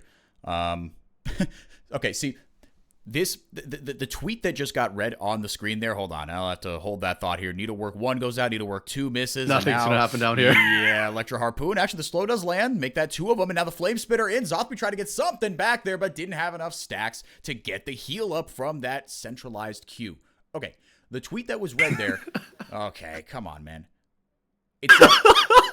Oh, Cody looking for a flank here. Hold on a second, Brunsey gonna get tagged with the Void Charm Seeker. whiffs. Will get away here. Aegis, he's on the Herald. He goes, guys, Greftar flash stun over Pro Delta. Ooh. They're playing defense now. The charm lands, as does the quickness, and that sets it up for a shutdown for Scary. Now he goes over the wall. He wants one more. Another shutdown for the Nefiri. They are letting him walk right back into this game. Aegis should be able to get one back here onto Scary. Indeed, he does. Pro Delta tried to help out. It was too little, too late. Flashing away from the charm is FNB. Now the TP coming in here as Zothby finally joins the fight, but it will not be enough here. Kills traded back and forth. It's a 3-for-1 for Leviathan. They get back into it. Is it over? Zothby kind of wants this, but I don't think he actually has the ult to run them down in 4-4. There's the int you're talking about. Rid kind of throwing a little bit on that series of events, not respecting what Leviathan can do. And I feel like Greftar, I need to watch the replay, but it felt like Greftar didn't actually have the stun charged on the Tibbers, because they just ran right through that Tibbers and just engaged the backline. And Leviathan, like you said, Scary's back in it. 3-0 now. Ignore the deaths. It's all about the kills for this Nefiri. Oh, yeah. No, and now there's a very interesting wrinkle in this game is what can Scary do now? Because he's been given a big steaming pile of shutdown gold right into his pocket. What can he do with it? He's got himself a completed item now, but it's those 3 kills, like he said. And RMC, we kind of talked about it indirectly. With no true tank for this red composition, he's got a lot of very friendly targets to go in on. Yeah, but Red, though, despite the fact they kind of messed that up, they're still playing aggressively. They are still pressuring up around this Drake right now. And I feel like they kind of want to bait Leviathan into another fight, this time hopefully on their terms. Leviathan, I think, wisely backing off. They don't want to give it away. And if they back off 4-4, that means you might get some time to tell us what about that tweet. It said, okay, so it said, man, this Leviathan versus Red match, it's promising a lot. The only doubt is to whether it's going to deliver what it promises. You just don't know with these two teams. That is the point I was trying to make. I thought that tweet made it very, very well. You have no idea what's going to happen with these teams. But actually, to be fair, so far, I feel like we have gotten kind of a little bit of everything, right? A little bit of kind of what we thought from both these teams. You're going to get some good jungling from both these teams. You're going to get Greftar with a really good play that happens not in his lane. You're going to get the supports roaming up and helping their junglers, right? In split 1, what do we say about Leviathan? Man, when Pro Delta and Scary link up and get all over the map, this team looks so much better than the sum of its parts as the Herald crashes down into that bot lane tier 1. Playing some defense here. In goes Scary with everybody. The whole pack comes in to take down Greftar. Make that 4 straight kills here for Scary. They're going to get 2 charges out of this Rift Herald, though, are Red Canids. But on the top side, snip it away at that tower. It's their first one of the game for Leviathan. Yeah, now the gold gap did drop because it was a kill and a turret being given over the way of Leviathan, but I think Red are happy from a macro perspective. They getting that inner turret kind of opens things up. FNB, though, gets his recall canceled. Oh no, FNB. Yeah, he's got no tower to retreat to, but you do have a Keeper's Verdict here. Very nicely done. Huge. Flashing forward. Oh my goodness, Frosty. He's going to give everything He for wants this. more. Pro Delta gets ignited on, and he backs away. Frosty's going to get away with that. Now Aegis, he's going to grab his third dragon of the game. After all that, Red, to their credit, got a lot out of that play. Yeah, and to be fair, the Wolfpack kind of living up to their name. They are moving together as a unit. I love that Frosty was all they sent to go and get FNB out of trouble, because that's all they needed in that situation. The macro play coming through from Rid's actually not bad for it. It's a bit shocking to say when we think of this team as an all-hands, no-brain team at times, but this game, at least, they are showing that, hey, they recognize where the objectives are, what they need to be doing. Now, they just have to be careful that they're not feeding over kills when they go for those objectives, that they're not leaving multiple members strung out. Now they might have more bodies here. As Scary gets slowed up there by what looks like the Electro Harpoon or something from Aegis, able to dash forward, gets the Conqueror proc here. Scary able to get away from the Wind Becomes Lightning. He's got Zothvi there for backup just in case, but that's a 2v2 that they are losing. Retreating to the safety of their towers are the members of Leviathan. And for Leviathan, I'm kind of thinking, when do they really come back into this game? When do I start feeling confident that they're winning? Because with their composition, the scaling is great. Right? We talked about their composition being the much deadlier threat so far, but they aren't winning any of their lanes. And if Zothvi can start winning against FNB, this extended lane in the bot lane becomes much better for them, and FNB can no longer just kind of side lane. The Gwen has a much bigger threat, but until that happens, it still feels like the balance of power lies with Red. And with Red having picked up that third Drake uncontested as well, they have potential Hextech Soul, which kind of changes the nature of the game. Slows onto mobile champions are actually in a way worse than on immobile champions, because if you're immobile, you're not running anywhere in the first place. You stand and you deliver. But when you're an Fury, when you're an Ari, that slow means that you can't travel as far a distance, and you're not used to that. Great teleport from FNB to get out of trouble and get pressure on Otacon. Able to get everybody up to the correct side of the map. And Red Canids, man, I mean, look, Leviathan are getting stuff back here, but Red Canids actually moving in a very kind of synced up way here, right? I'm a little sussed out they don't have Brunsey doing damage there to the Otacon, because that can be a slow objective to take if you're not careful, but there was no threat, so it all worked out. Yeah, with the amount of melt that FNB has already in his kit, I think they don't need Brunsey. He might actually do it faster than Brunsey does. So his teleport ends up netting them that. Turrets being traded between both sides again on the outer turrets, but it feels like Red's got the numbers advantage. Cody has to be careful. He's got the Spirit Rush. He's got the Flash again. Meanwhile, FNB answering to Zothvi. Does Zothvi have enough now to threaten? I don't know. I'm seeing FNB push him away.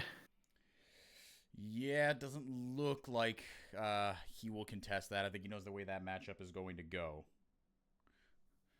Brunsey could be caught in a little bit of trouble here. Able to get the ult down on him. Locks him up from a screen away. The Arcane Shift does nothing. Scary. Now 5 kills. I'm not sure if he started 0-3 or 1-3. Oh, man. Cody got Timbers down, but be able to flash an Spirit Rush away. Able to get away from certain death there. But that ult's, both those ults, to be fair, are going to come back up pretty dang quickly here. But it was a worthwhile attempt there by Grevthar. But RMC, Red, for all the good that they've been doing, the lead has shrunk and shrunk and shrunk and shrunk over the course of this mid-game. They're still doing okay, but gold-wise, I mean, unless I'm missing something, I feel like it has shrunk ever so slightly. Or for the very least, Red haven't pushed this game open despite the Otacon, despite the third dragon. Yeah, and if anything, I think Red at their peak was almost pushing 3,000 gold lead. We're down to 500 at 23 minutes, which is next to nothing. I mean, you can see the gold leads too, right? Like, only FNB has a significant one over Zothvi, and Exhaust nullifies that in the 1v1 situation. This ain't no 1v1, though. Frosty coming in, and Aegis and FNB are cutting off any hope of escape on Zothvi. Oh, boy, yeah, Zothvi, he is in a boatload of trouble here. Find one? Frosty, yeah, maybe he was going to get one back on a Frosty, but he gets in there, he does his job. He tried. And he leaves, yeah. It's funny because we talked about how Red are leaving multiple members strung out right now. Like, you saw the dive that happened onto Brunsey. They can absolutely pop him, and he can't get away even with the Arcane Shift. But it's actually Leviathan who's kind of losing their split pushers. Zothvi's 0-4-1 right now. He keeps trying to split push. He keeps getting punished. And if Leviathan could just fix that a little bit, which will happen, he's got a fully stacked Rod of Ages right now. I'm just waiting for the Zonias to come through, probably 4th item, because I think usually we're still seeing Riftmaker 3rd. Once that happens, I think Leviathan will be fine. And that plus the closing gold gap kind of makes it feel like Leviathan, but we're starting to hit the point for where maybe Red are starting to lose control of the game. The big question will be in 25 seconds at that dragon. Yep. Cody, no flash this time. Yeah, but no Great flash, Lord. no problem, apparently. And no seems like Greftar, no the- point and click stun. Yeah, exactly. No one's hit that big level 16 mark yet. FNB still very much a threat here, right? In these team fights where you don't have kind of big AoE CC, you don't have that big true tank. So in these team fights, again, we haven't seen a true 5v5. I mean, we saw like the one a little while ago, and Leviathan came out on top in that one. Keeper's Verdict charged up there, and that will get Scary out of the fight. Do they want to pull the trigger? No, just using it to buy themselves time to secure this Hextech Soul, but it doesn't look like it's going to be enough here. Oh, shot. Grevthar doesn't have the backup of Grevthar. They are able to get the Soul there, and the red carpet goes down. Cody in a lot of trouble here. Frosty going forward to lock the rest of the squad up. Pro Delta shows up, but it's too little too late. Scary shows up, same thing. Goes in. It's like the Simpsons grandpa meme. Walks in, walks right back out. Says, I do not need to be here. This is a bad idea. Red Canids grab themselves the Soul and then some. Finally, RMC, they take control of this mid game.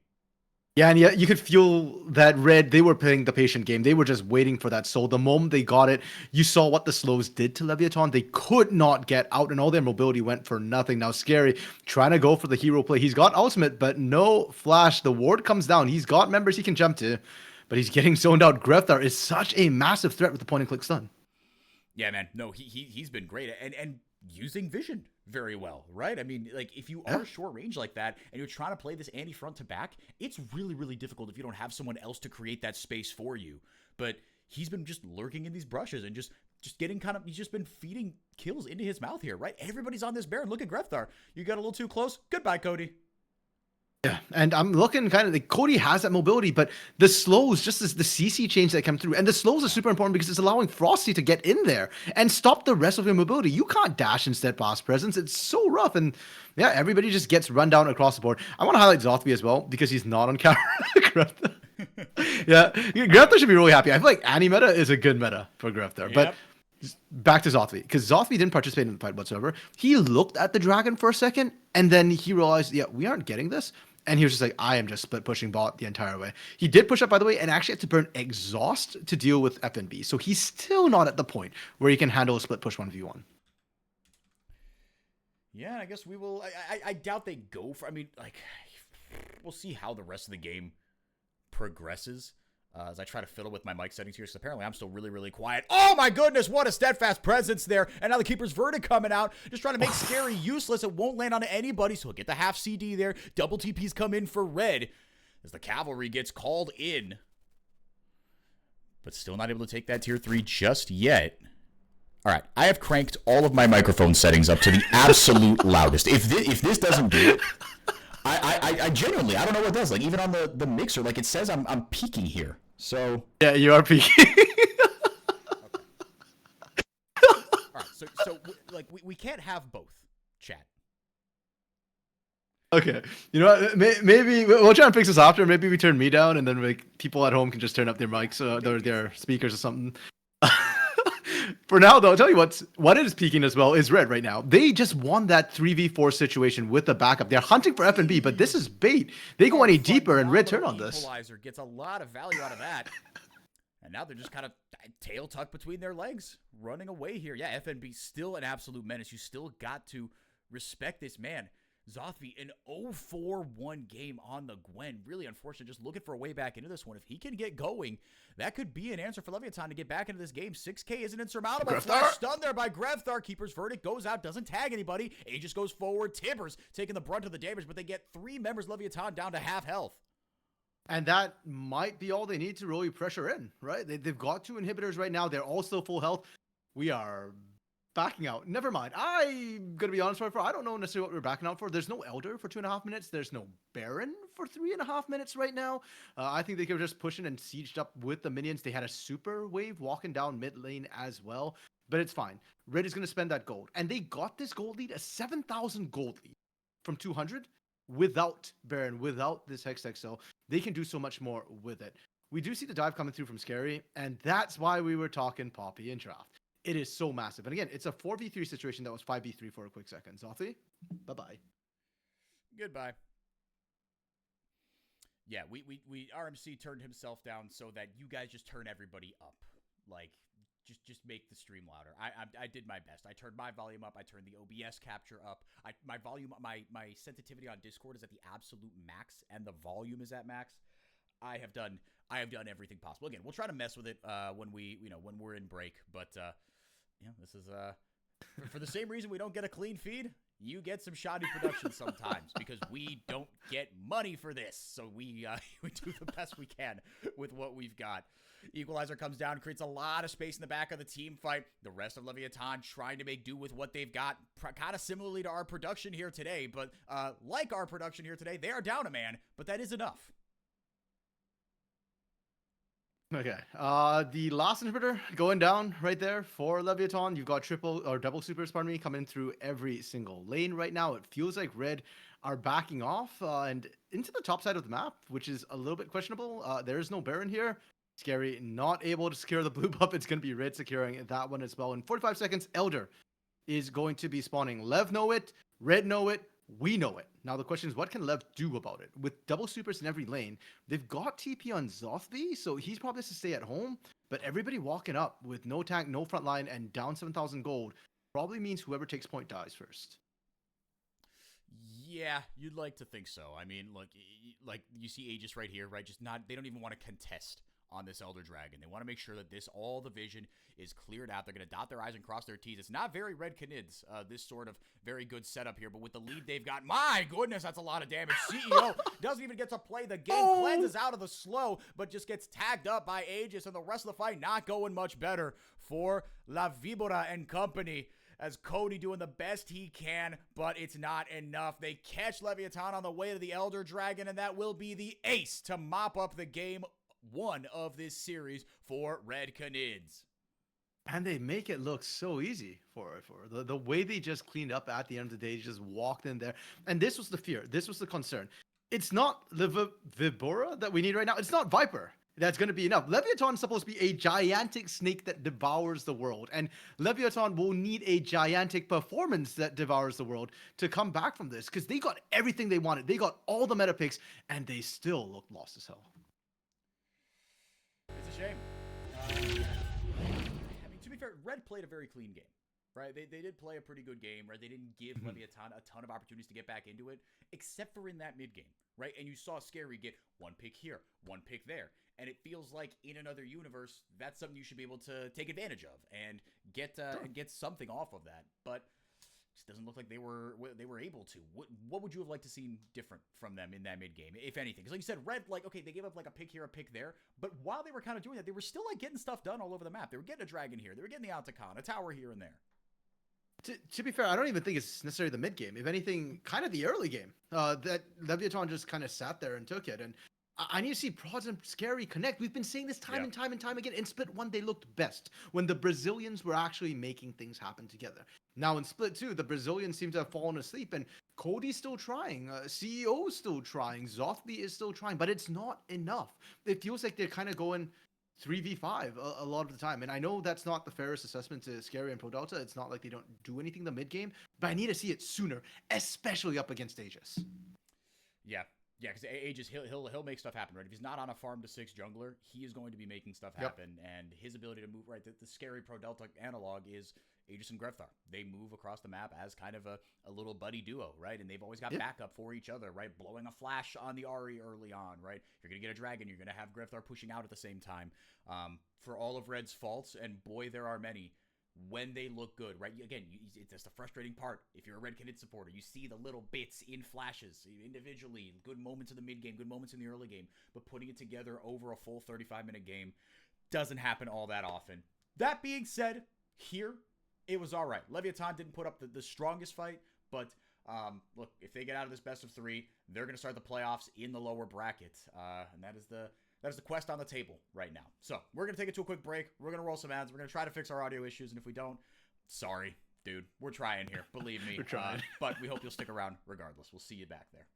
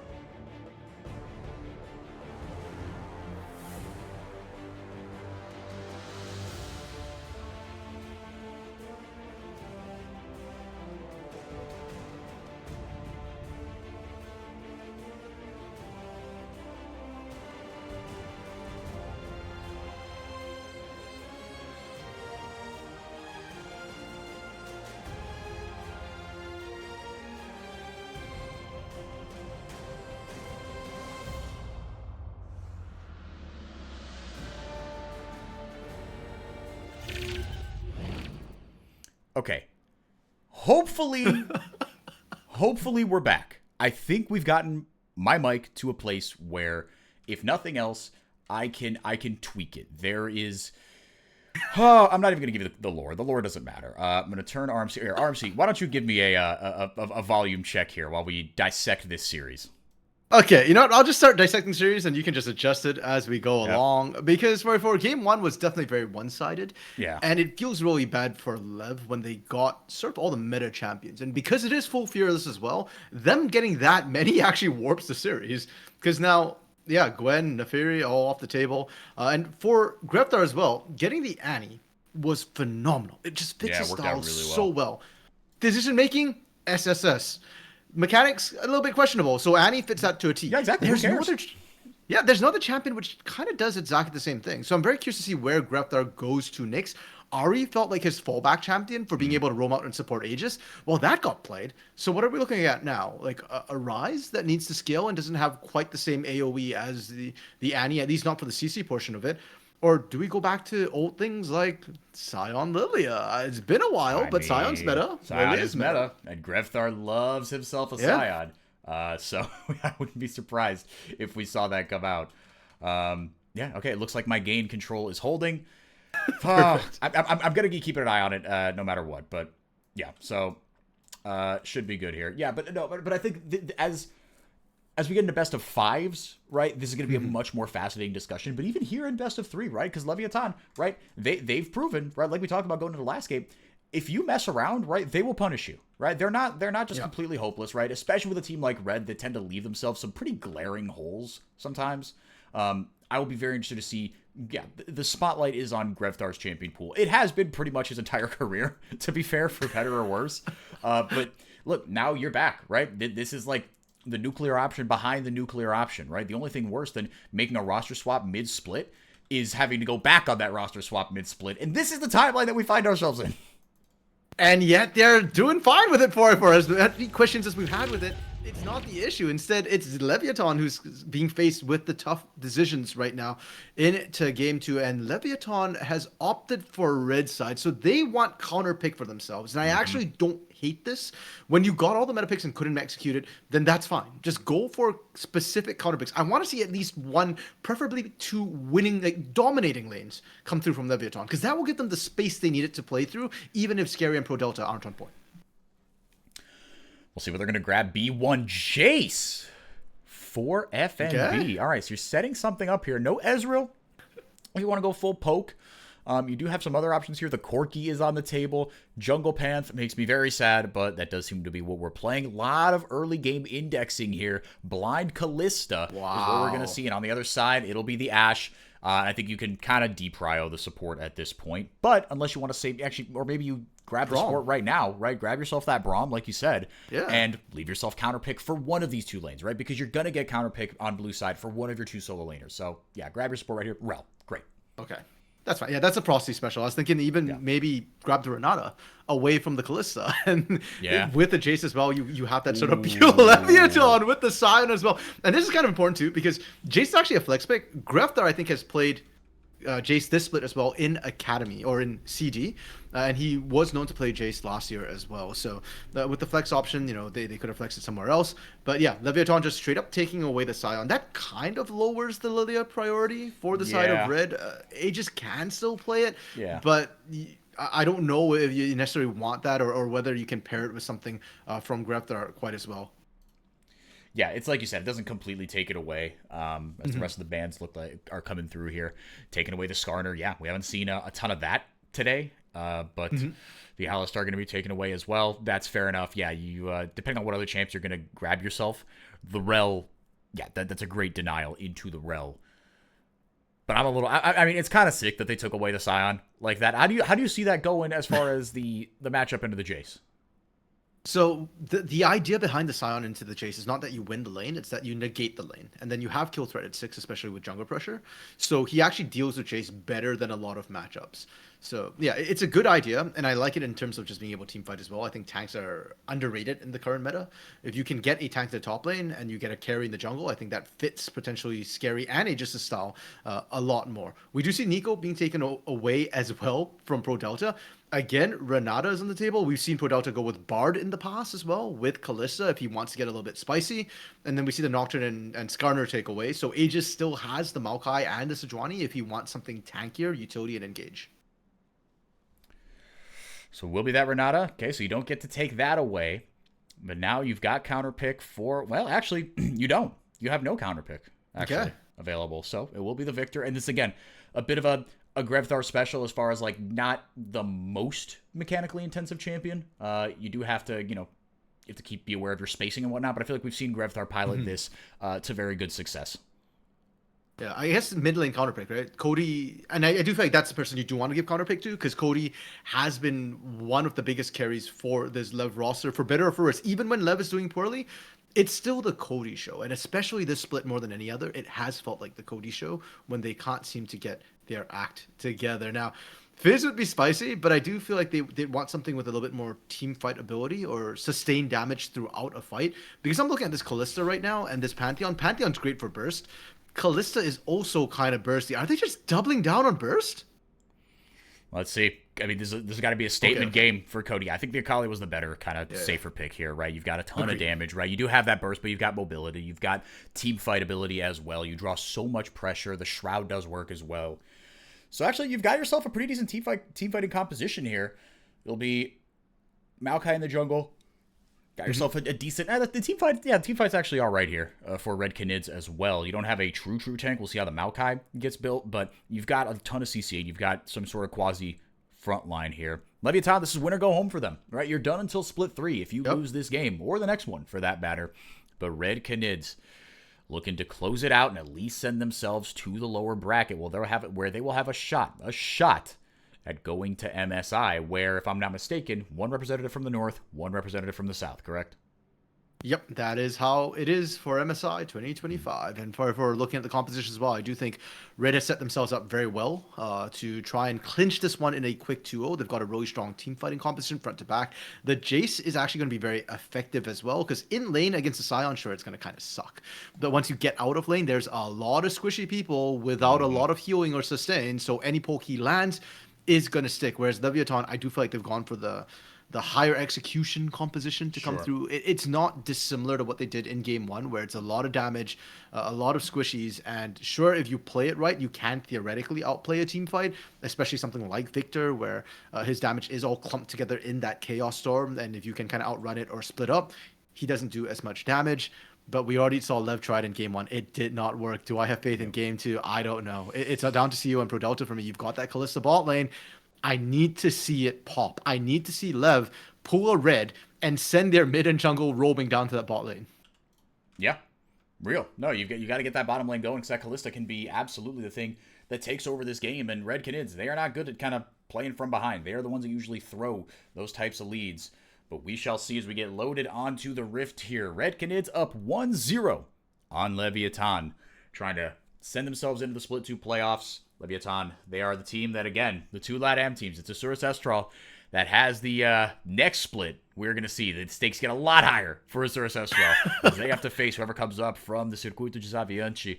RMC, how many teams from the CD do they have to go through? It's not just the champion, right?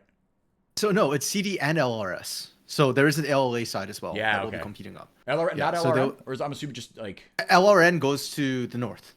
Along with makes NECL. sense. Okay. Yeah, I made the mistake at first as well, and Lunar corrected me where I thought all of the LR and NS were on the south side, but no, it's just LRS and CD. So I've not been following LRS. I'm not sure what's happening on that side as well, and I'm not sure the exact amount of teams from each side that qualify into that, but they're entering the playoffs, I believe. So yeah, that should be interesting as well. And it bears noting that Lev is not a guest team. They are a partner team. So regardless what happens here, they will still be here next year. barring the whole organization falling apart, Yeah. they will Which have that slot. There is always a 20% chance of that happening. Always, always, always, always. Whether it's Lev, whether it's Red, whether it's Loud, whether it's Paint, there is always, always, always Sure. a slight chance that your team just doesn't exist anymore next year. Look like INTZ. Others have tried, but nobody's fizzled quite like them. I know that's not the chat, but there we are. That one's kind of weird too. And for Leviathan, we shouldn't count them out yet. Yes, they're in a tough spot. Yes, their draft looks a little bit tough to execute to me. But if we look at how Leviathan has gotten where they have, it's always been with these comeback games. If they can get to 40 minutes, we talk about Loud coming online at 30 minutes. We talk about Isra's Estral scaling. Well, Lev is the one who kind of counterpunches people at 40 minutes. Just one good team fight and the game suddenly swings. And with a Pantheon, with a Kalista, with an Akali, if they can win a team fight, if they can ace at 40 minutes, they have enough damage to actually push it in end games. And it's up to Red to make sure that one, they don't let that happen, and two, that they don't throw any leads that they do develop. So we'll see how that dynamic plays out over the course of the game. FNB taking quite a bit of early damage here from Zothvi. Both these champions happy to stack up their grasp as well, right? Jace not going, definitely taking some scaling options here as far as that Keystone is concerned. Bit of a CS discrepancy in the bottom lane so far, but not too much to read into just yet. I think I'm looking at Grefthar a lot this game as well. I mean, especially in this early lane matchup, right? Pre-6, how much pressure can you put onto Cody? You've got an immense range advantage. You've got to be using that to your advantage. Not that you have to get a kill necessarily, right? You went airy, nothing like Electrocute or Dark Harvest, right? So it's not imperative, but Cody should be 10 CS down by the time level 6 hit. Fair enough, or just straight up kill him twice. And among champions that Grefthar actually does play, I feel like his Talia and his Victor are the two that actually tend to win lanes. So now somebody can stat check that. I actually don't know. That's just the eye test, it feels like. But his Victor has traditionally been pretty good. So if there is a champion he can use to try and shut down Cody and get those advantages you're talking about, it would be on this Victor. Yeah, like I said, no, this is a champion that he actually knows his way around. I feel decently confident in Grefthar. The Yone for Grefthar always sticks out as the disaster picks. I think there was that one game that it was one game, yeah. There was only one game. To be fair, nothing was quite as bad as that. I think he consistently poops the bed like that, but there was a game where he did like 10,000 damage and just did absolutely in like a 40-minute game, just did like less damage than his support. It was awful. It was oh my goodness. There's always that one game for players, right? Like Robo's Rise caused generational he will never grief, live that down. but yeah, 100%. But it was only one game. Yep. That's what people remember, man, right? Aegis just hugging Scary there in that jungle. Grefthar a little low on mana, gonna get a little bit of backup from his best friend in the whole entire world, Aegis. It was unfortunate we had to see like two breakup posts essentially when Aegis and Grefthar got separated when when Grefthar moved over to Cade a couple years ago, and then when he got Mago'd this split, it was just like the most sad I've ever seen him. X2. There was a great Ida Das Lindas clip that I'm going to relate to the chat here as ProDelta going to eat the Ignite here, and he gets a flash as well, but flashing forward to grab the kill is CEO. They don't need the jungle help, RMC. They're doing it all themselves. Yeah, they're making bot lane and Ida Das Lindas, and Isle of Legends down in this bot lane. Aegis, though, wants to change things. I don't think you can do anything, though. Even if Aegis gets in there, Brunsey doesn't have enough damage this early on, and he doesn't have enough health. I think CEO just doubles down on that. So the clip went kind of as follows. It was Grefthar was on their show, just kind of. I think it was. I don't know if it was DDC, Depois do Crime, or like if he was just on like a co-stream for another something or other. I don't know, but like basically they were kind of grilling Grefthar, like, look, why didn't it work the first time, and why is it kind of been sort of unconvincing, the second time? Like what basically what's gone on, right? And he's like, bro, like. He's like, it takes time to, like we still, Zafi. Like, we still gotta, this team still needs some more time to gel, right? And then I forget who it was, but they were like, look, but like, you had time to gel beforehand. Like, this isn't like the clock doesn't restart when you like get booted and come back. And he's like, and Grefthar was like, well, guys, like, if you like, when you say, let's say you're in a relationship and you break up with someone and then you get back together, does the clock restart then? Right? Have you been together for, 1 month, or do you count the 6 months you were together beforehand? And they're like, okay, Grefthar, in this hypothetical scenario, how did this breakup end? And Grefthar was like, bro, it was like you walked into your own bedroom and saw her in your bed with another man. That's how that went. Wait, but Aegis, it wasn't Aegis's call, was it, to bench Griftar? No, but it was red. It was red. That I guess that was in that metaphor. It wasn't Aegis himself, but I thought that was really funny. So it just like it didn't answer the question at all, but we got a nice little clip out of it. That is hilarious, man. These interviews, I wish I could understand. I remember was it last week or yesterday?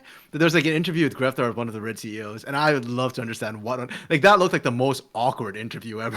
I think it was Takeshi who was interviewing them, and I was just like, yeah, that's hilarious. Oh, Frosty. That is a lot of damage. Oh my goodness.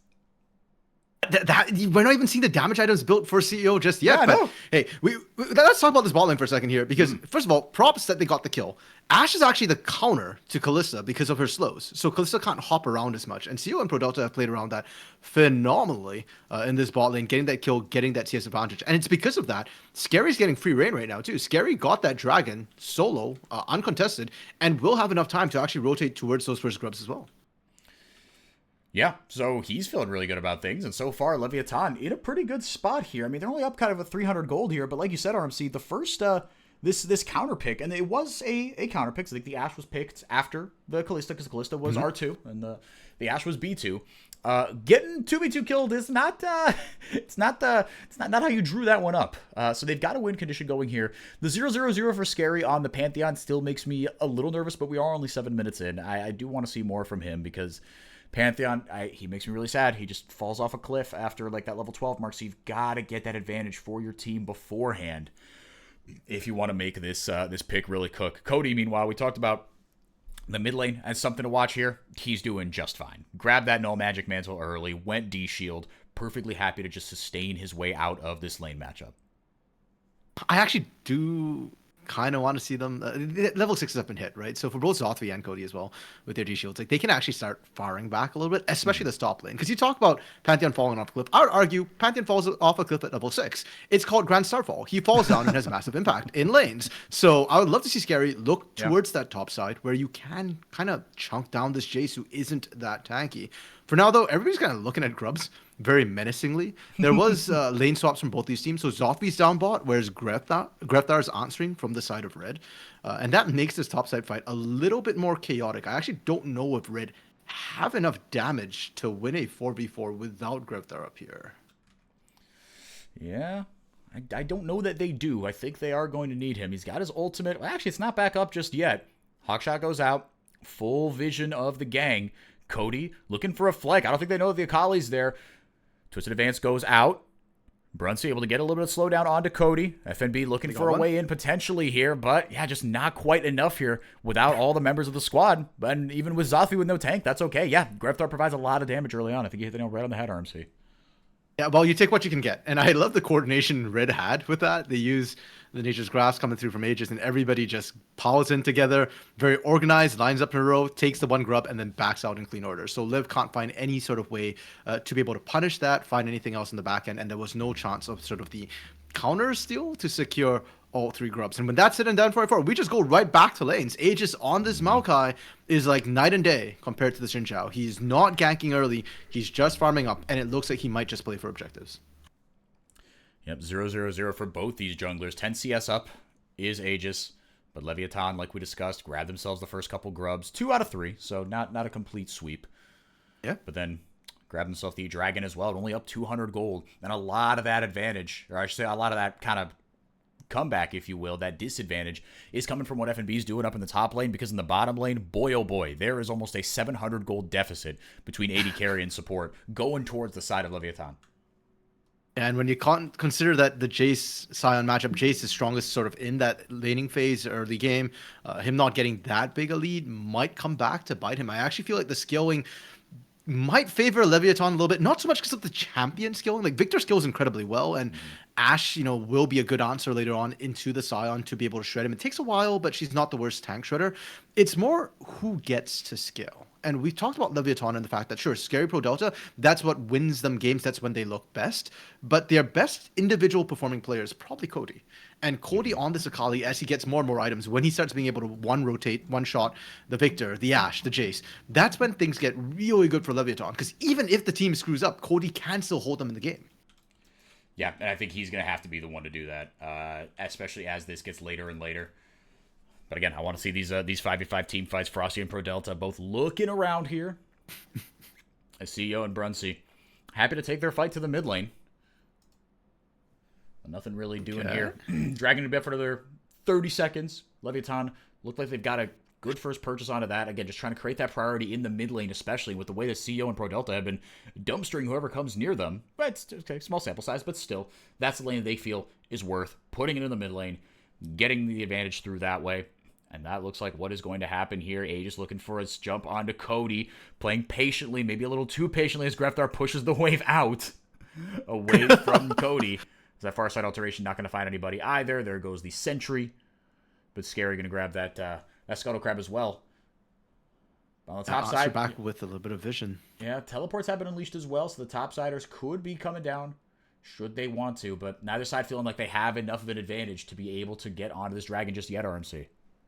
Yeah, and it's very different from the Grubs, right? Last time at Grubs, Grefthar didn't have Chaos Storm, and he was in the wrong lane. This time, he's actually there, and so Lev is approaching this carefully. There is a ward that spots out the base from Pro Delta, but it's too little too late. That's a Kalista with the Rend. It's already secured, and Red, I don't know when we kind of go from caution and moderation, like holding back and knowing when to do things, to just passivity. And it feels like Red is starting to hit that point a little bit. Like I would have loved to see them actually try and contest for that particular Drake instead of just sitting back and not doing anything. You've got the Enchanted Crystal Arrow. At least throw the arrow and see what you can find. Yeah, no, I think you raise a good point, right? You don't have to be super committal because you have that Enchanted Crystal Arrow, right? Because you have that Hawk Shot even, and obviously it's not engaged, right? But and actually, to be fair, I don't know if the Hawk Shot was thrown out there, but to your point, the Enchanted Crystal Arrow wasn't, and that's something that definitely you could do. You feel a little bad for Red because it's like, okay, damned if you do, damned if you don't, right? We get on this team all the time for being so ooga booga, just like all hands, no brain. But like, but this is being a really good team in League of Legends. You have to find that line. I have never blamed them for being aggressive. I blame them for the throws that come in the mid to late game. And sometimes those come from being too aggressive. We saw, right, I mean, I've got one, FNB, right? I think it was FNB on the Gwen, right? There was like a dragon fight, yes. Right? You remember exactly the game I'm talking about. Yep. And you decided, I'm actually going to go by myself here, guys. I've got a side quest to finish. It gives really good XP, and I get a really cool companion out of this later. Some cool cosmetics as well. And he just died. Yep.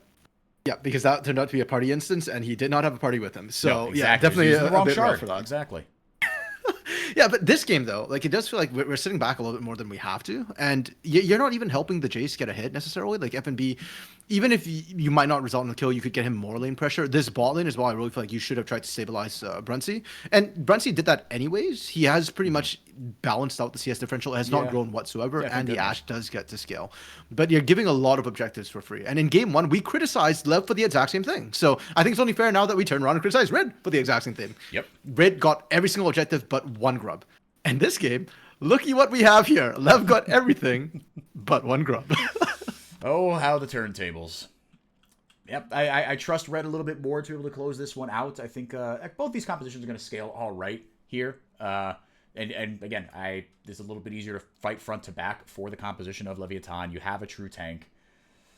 But Aegis and FN, or I should say Zothvi and FNB, they have been just, speaking of side quests, they have been all alone up there. And FNB, is it too critical of me to, is it too harsh for me to be critical of FNB for not being locked in a room with Sion for, with no jungle attention either way and only being up 17 CS, 300 gold?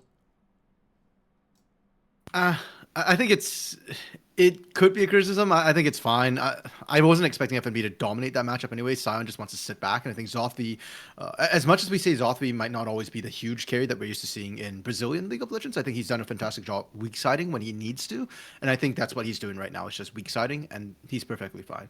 One thing we should note in talking about tanks is Aegis. Aegis is not running Liandry's first on this Maokai, which is what we had seen a lot. Just sort of the Liandry's into tank build, and I like it. Liandry's got nerfed. Also, I do think having a true tank on the side of Rid makes their front to back a lot easier. Whoa. And might actually make their front to back better. Flash blown as well as Enchanted Crystal Arrow. Yeah, double flash. Gary? Frosty going to follow that up. You cannot escape the CC chain. Find a little bit of time with the hostile takeover. Kalista ult goes in. Kalista ult goes right back out, but he can't do anything. It's the bailout. Actually gets something back there, but FNB shows up at the right time. Oh, the Good handshake! Very nicely done by Pro Delta. Able to flash away, get the vision down as well. So it is a 3 for 2 there. Red Canids. Actually, no, it's a 2 for 2. Yep. 2 for 2. Pro Delta barely limps out alive, but does limp out alive, having burnt all their summoners. However, Aegis Live Scary does not. Smite advantage to red, and they are going to start up this Herald. Leviathan, I don't think will actually be able to respond in time. Zothby is alive, and maybe he could be an annoyance, but he just doesn't want to risk it. And the fight breaks out kind of out of nowhere. Like, they were facing up, and Scary is the one who actually flashes in, but he doesn't get in range for the stun. And that is where everything horrifically backfires. CEO and Prods had to pull off a minor miracle to make this one work, and it is that stun onto Brunsey. The bailout coming through clutch for CEO buys him just an extra split second, and it matters. Like, sure, CEO still dies at the end of it, but if he doesn't live for that extra split second, Prods probably goes down as well. So by the skin of their teeth, Lev go 2 and 2, but Red get their first full objective. All right, and I don't know if you can compare it to the last game when the other team got their first full objective, but I don't think it was. Maybe Leviathan got a dragon last game, but like we said, that was pretty one-sided, and Red Canids with their first gold lead. Now, actually, RMC, I missed this in the patch notes. What do the little Spirit Blossom icons mean? Just how many Spirit Blossoms teams have picked up on the Spirit Blossom. And that's just some sort of just 0.02 adaptive force or something. I don't know the exact amount of adaptive force, but yeah, basically that's okay, cool. Most of it. Yeah. All right. Hell yeah. Bard enjoyers rejoice. You've got another reason to roam around the map and just collect shinies. Another Enchanted Crystal Arrow is Scary, gets caught on the wrong side of the train tracks one more time. The bailout will do absolutely nothing. And when your only piece of engage goes down like that, the ripped, oh my goodness, the Leandry's damage. You know who did build Leandry's is Grevthar. That Chaos Storm was just sitting on top of Zothby, just ripping through his health. My goodness. And they get the mid-tier 1 as a result.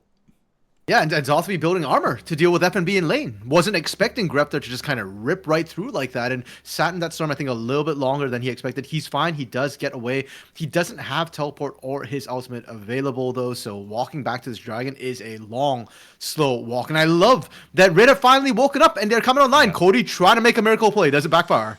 Yeah, miracle is exactly the right word here. I don't think this is going to go too well for him. Luckily, he is an Akali, and he could get out if things go wrong. Frosty opting to drop the ultimate here just in case. And now Cody going in. It will be just him. Went a little too early. The coordination with the team wasn't quite there.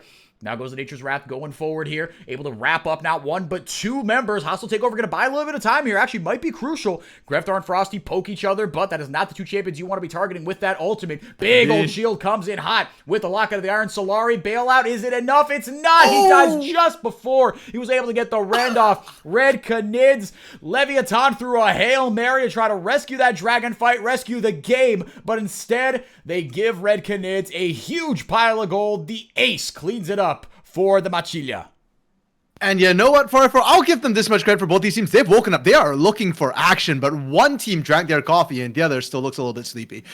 Brunsey, the Enchanted Crystal Arrows, we talked about non-committal engage. He's willing to burn that right away, and that's what facilitates the pick. And Lev, they want to go for that second fight. For a second, I thought it might work, but when Cody went in and got absolutely popped, yikes.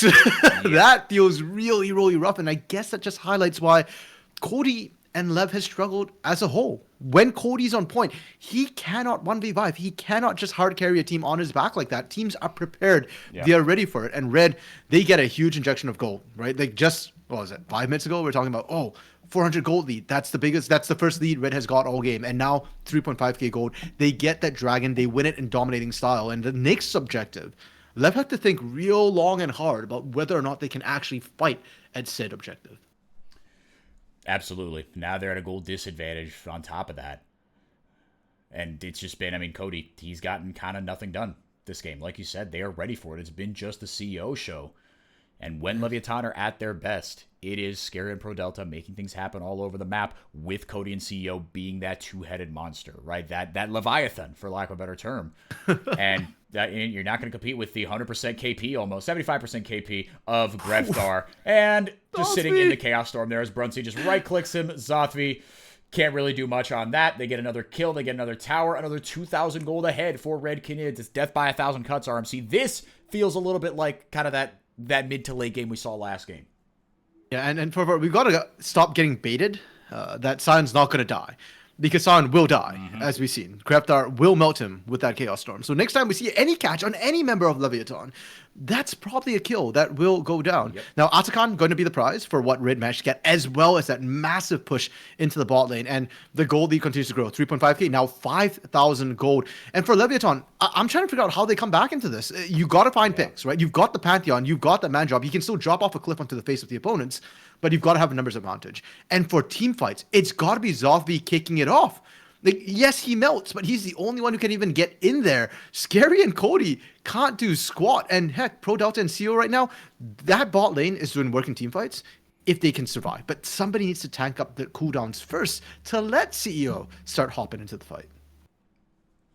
Yeah, he just has no way in. No, like you said, it's been catches. It hasn't been creating space with Zothby, creating a distraction with Cody. It's been a whole lot of this. Scary actually could maybe get something back here, but a nice ultimate by Aegis leaves him locked in his tracks. Can't really do much with that, but actually they do get a kill back from that. I'm surprised that went the way that it did. Now Cody's got his Leandry. He's going to be able to chew through Aegis a little bit better, but he might be stuck here. He's going to be retreating to the safety of his own tower, but the rest of his team getting something done on the other side of the map. Yeah, just buying a little bit of time. Aegis actually blows his flash. Okay, they got the flash out of the Maokai. Not the most valuable, but it is still a flash. Cody burned his in the fight earlier. Scary blew his earlier as well, but Red just making mincemeat of the base right now. You got one kill there on FNB. Congratulations, but at what cost? It's going to be a mid-tier 3 and a top tier 2.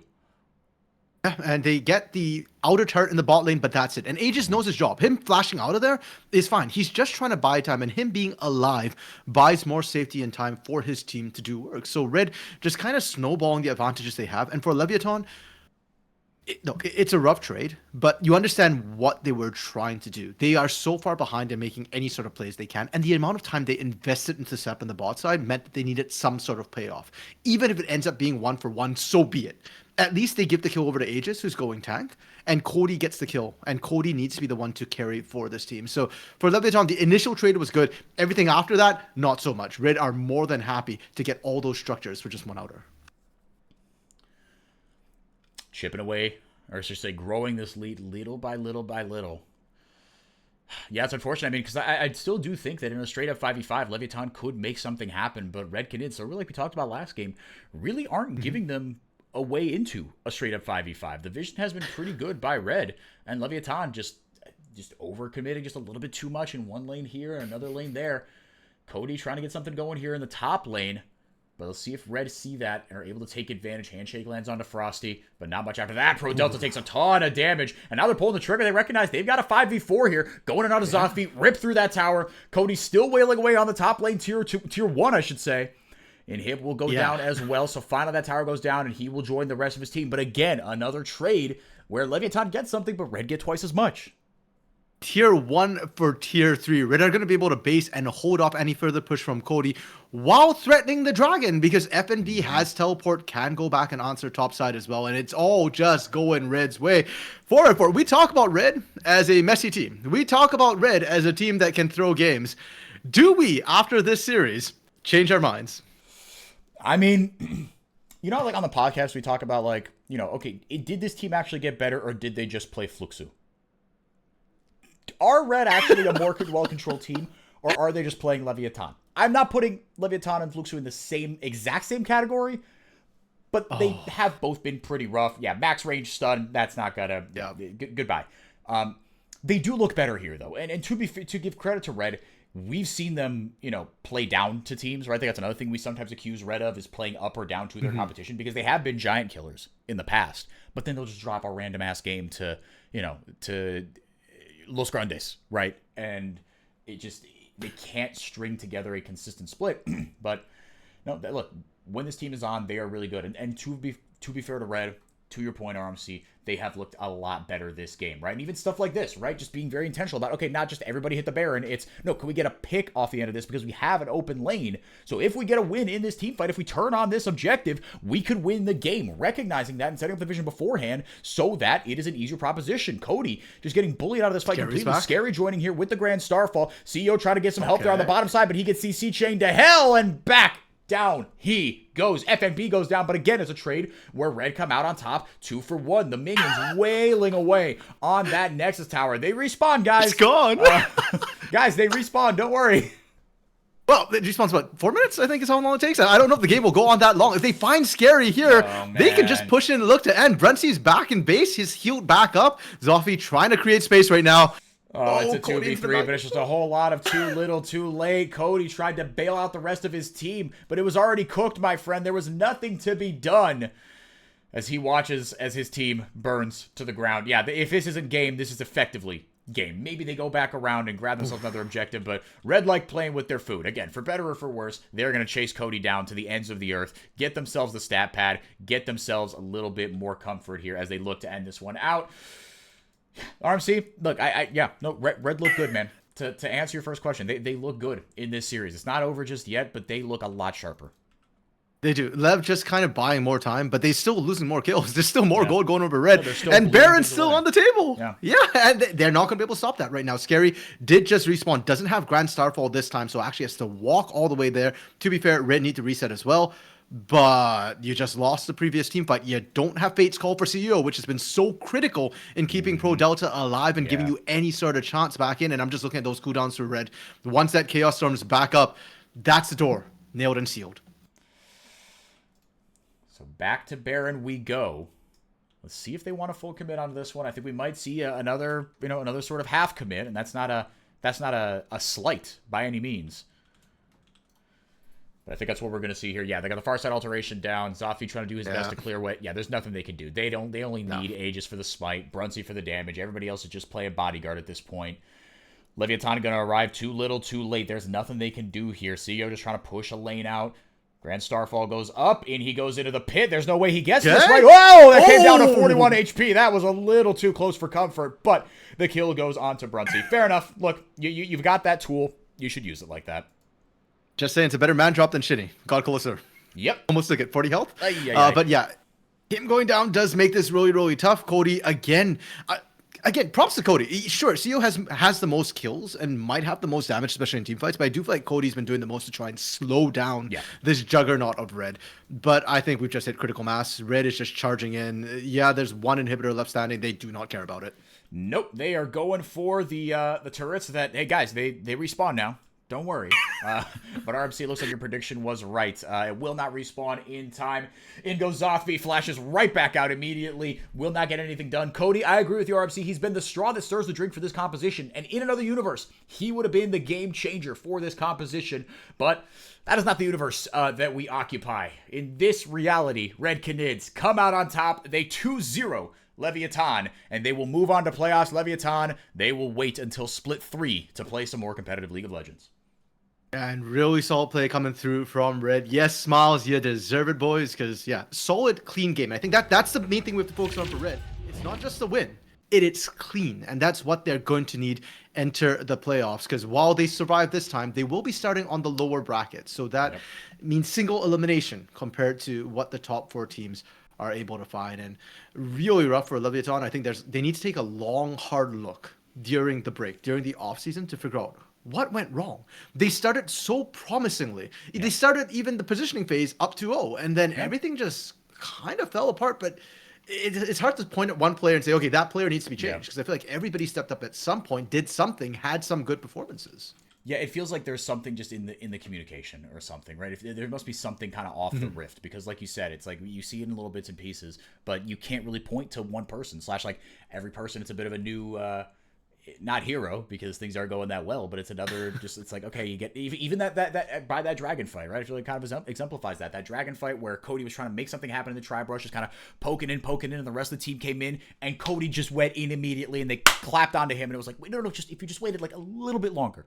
Right? So there's something there that needs to get sorted out, because these are not bad players, right? We've seen too much good stuff from them to say that they are hopeless. They are good players. They are good individually. Cody and CEO are legitimate bona fide carries. Zothvi is a steady presence in the top lane. Scary is a good jungler. Pro Delta is a former MVP, for crying out loud. These are good players. And you would think the hope for this team is that because you aren't in danger of losing your slot, you maintain the faith in this roster, and you see what you can work out between splits 2 and 3. If it is unsalvageable, great, make some changes for 2026. But for split 3, the ingredients are there. Yeah, and so rest in peace, Leviathan, for split 2. Thankfully for LA stands and fans, IE is still in the running. They are still alive. LA still has a rep into the playoffs. But that's kind of it for the positioning phase, or the group phase, pardon me now. And next week we will be starting playoffs. It will start, Actual I believe, playoffs. as let me double check if I think they're best of fives all the way through. So starting next week, that's when things get fun. We've already seen full fearless in best of 3 have an effect, especially on some teams. Tinoan springs to mind, especially I feel like his champion pool got pinched a little bit in best of 5s, even more so. And hey, that means maybe we get to see wilder picks come through. You know, we talked about side mid for I Grefthar. hope so, Maybe man. we go even I further hope back. so. Kled mid. Give me back that Kled mid. Dude, the Kled mid, I want to see Grifter on the Silas again, but like, yeah, no, I mean, things like even the Scion in the mid lane, right? That's part of the hope of full fearless in best of 5 is that we do get to see those wonky picks. And win or lose, they are always memorable, but they're so much more fun when they win. All right, RMC, anything else from you? Otherwise, we let the good people go on with their day. Again, we'll be back here same time, same place next weekend for actual playoffs, full fearless best of 5. Yeah, teams 5 and 6, right? So it'll be Sur Sestro and Red Canids. They start in the lower bracket. We'll see who Payne picks to be their opponent between Loud and Cade to see who they want to face off against in the first round. I think that pick alone is going to be really, really spicy because, like, the attention around, oh, you cowards, you dodged Loud, or, oh my goodness, they actually picked Loud, right? It's going to be a firestorm either way. So stay tuned for that.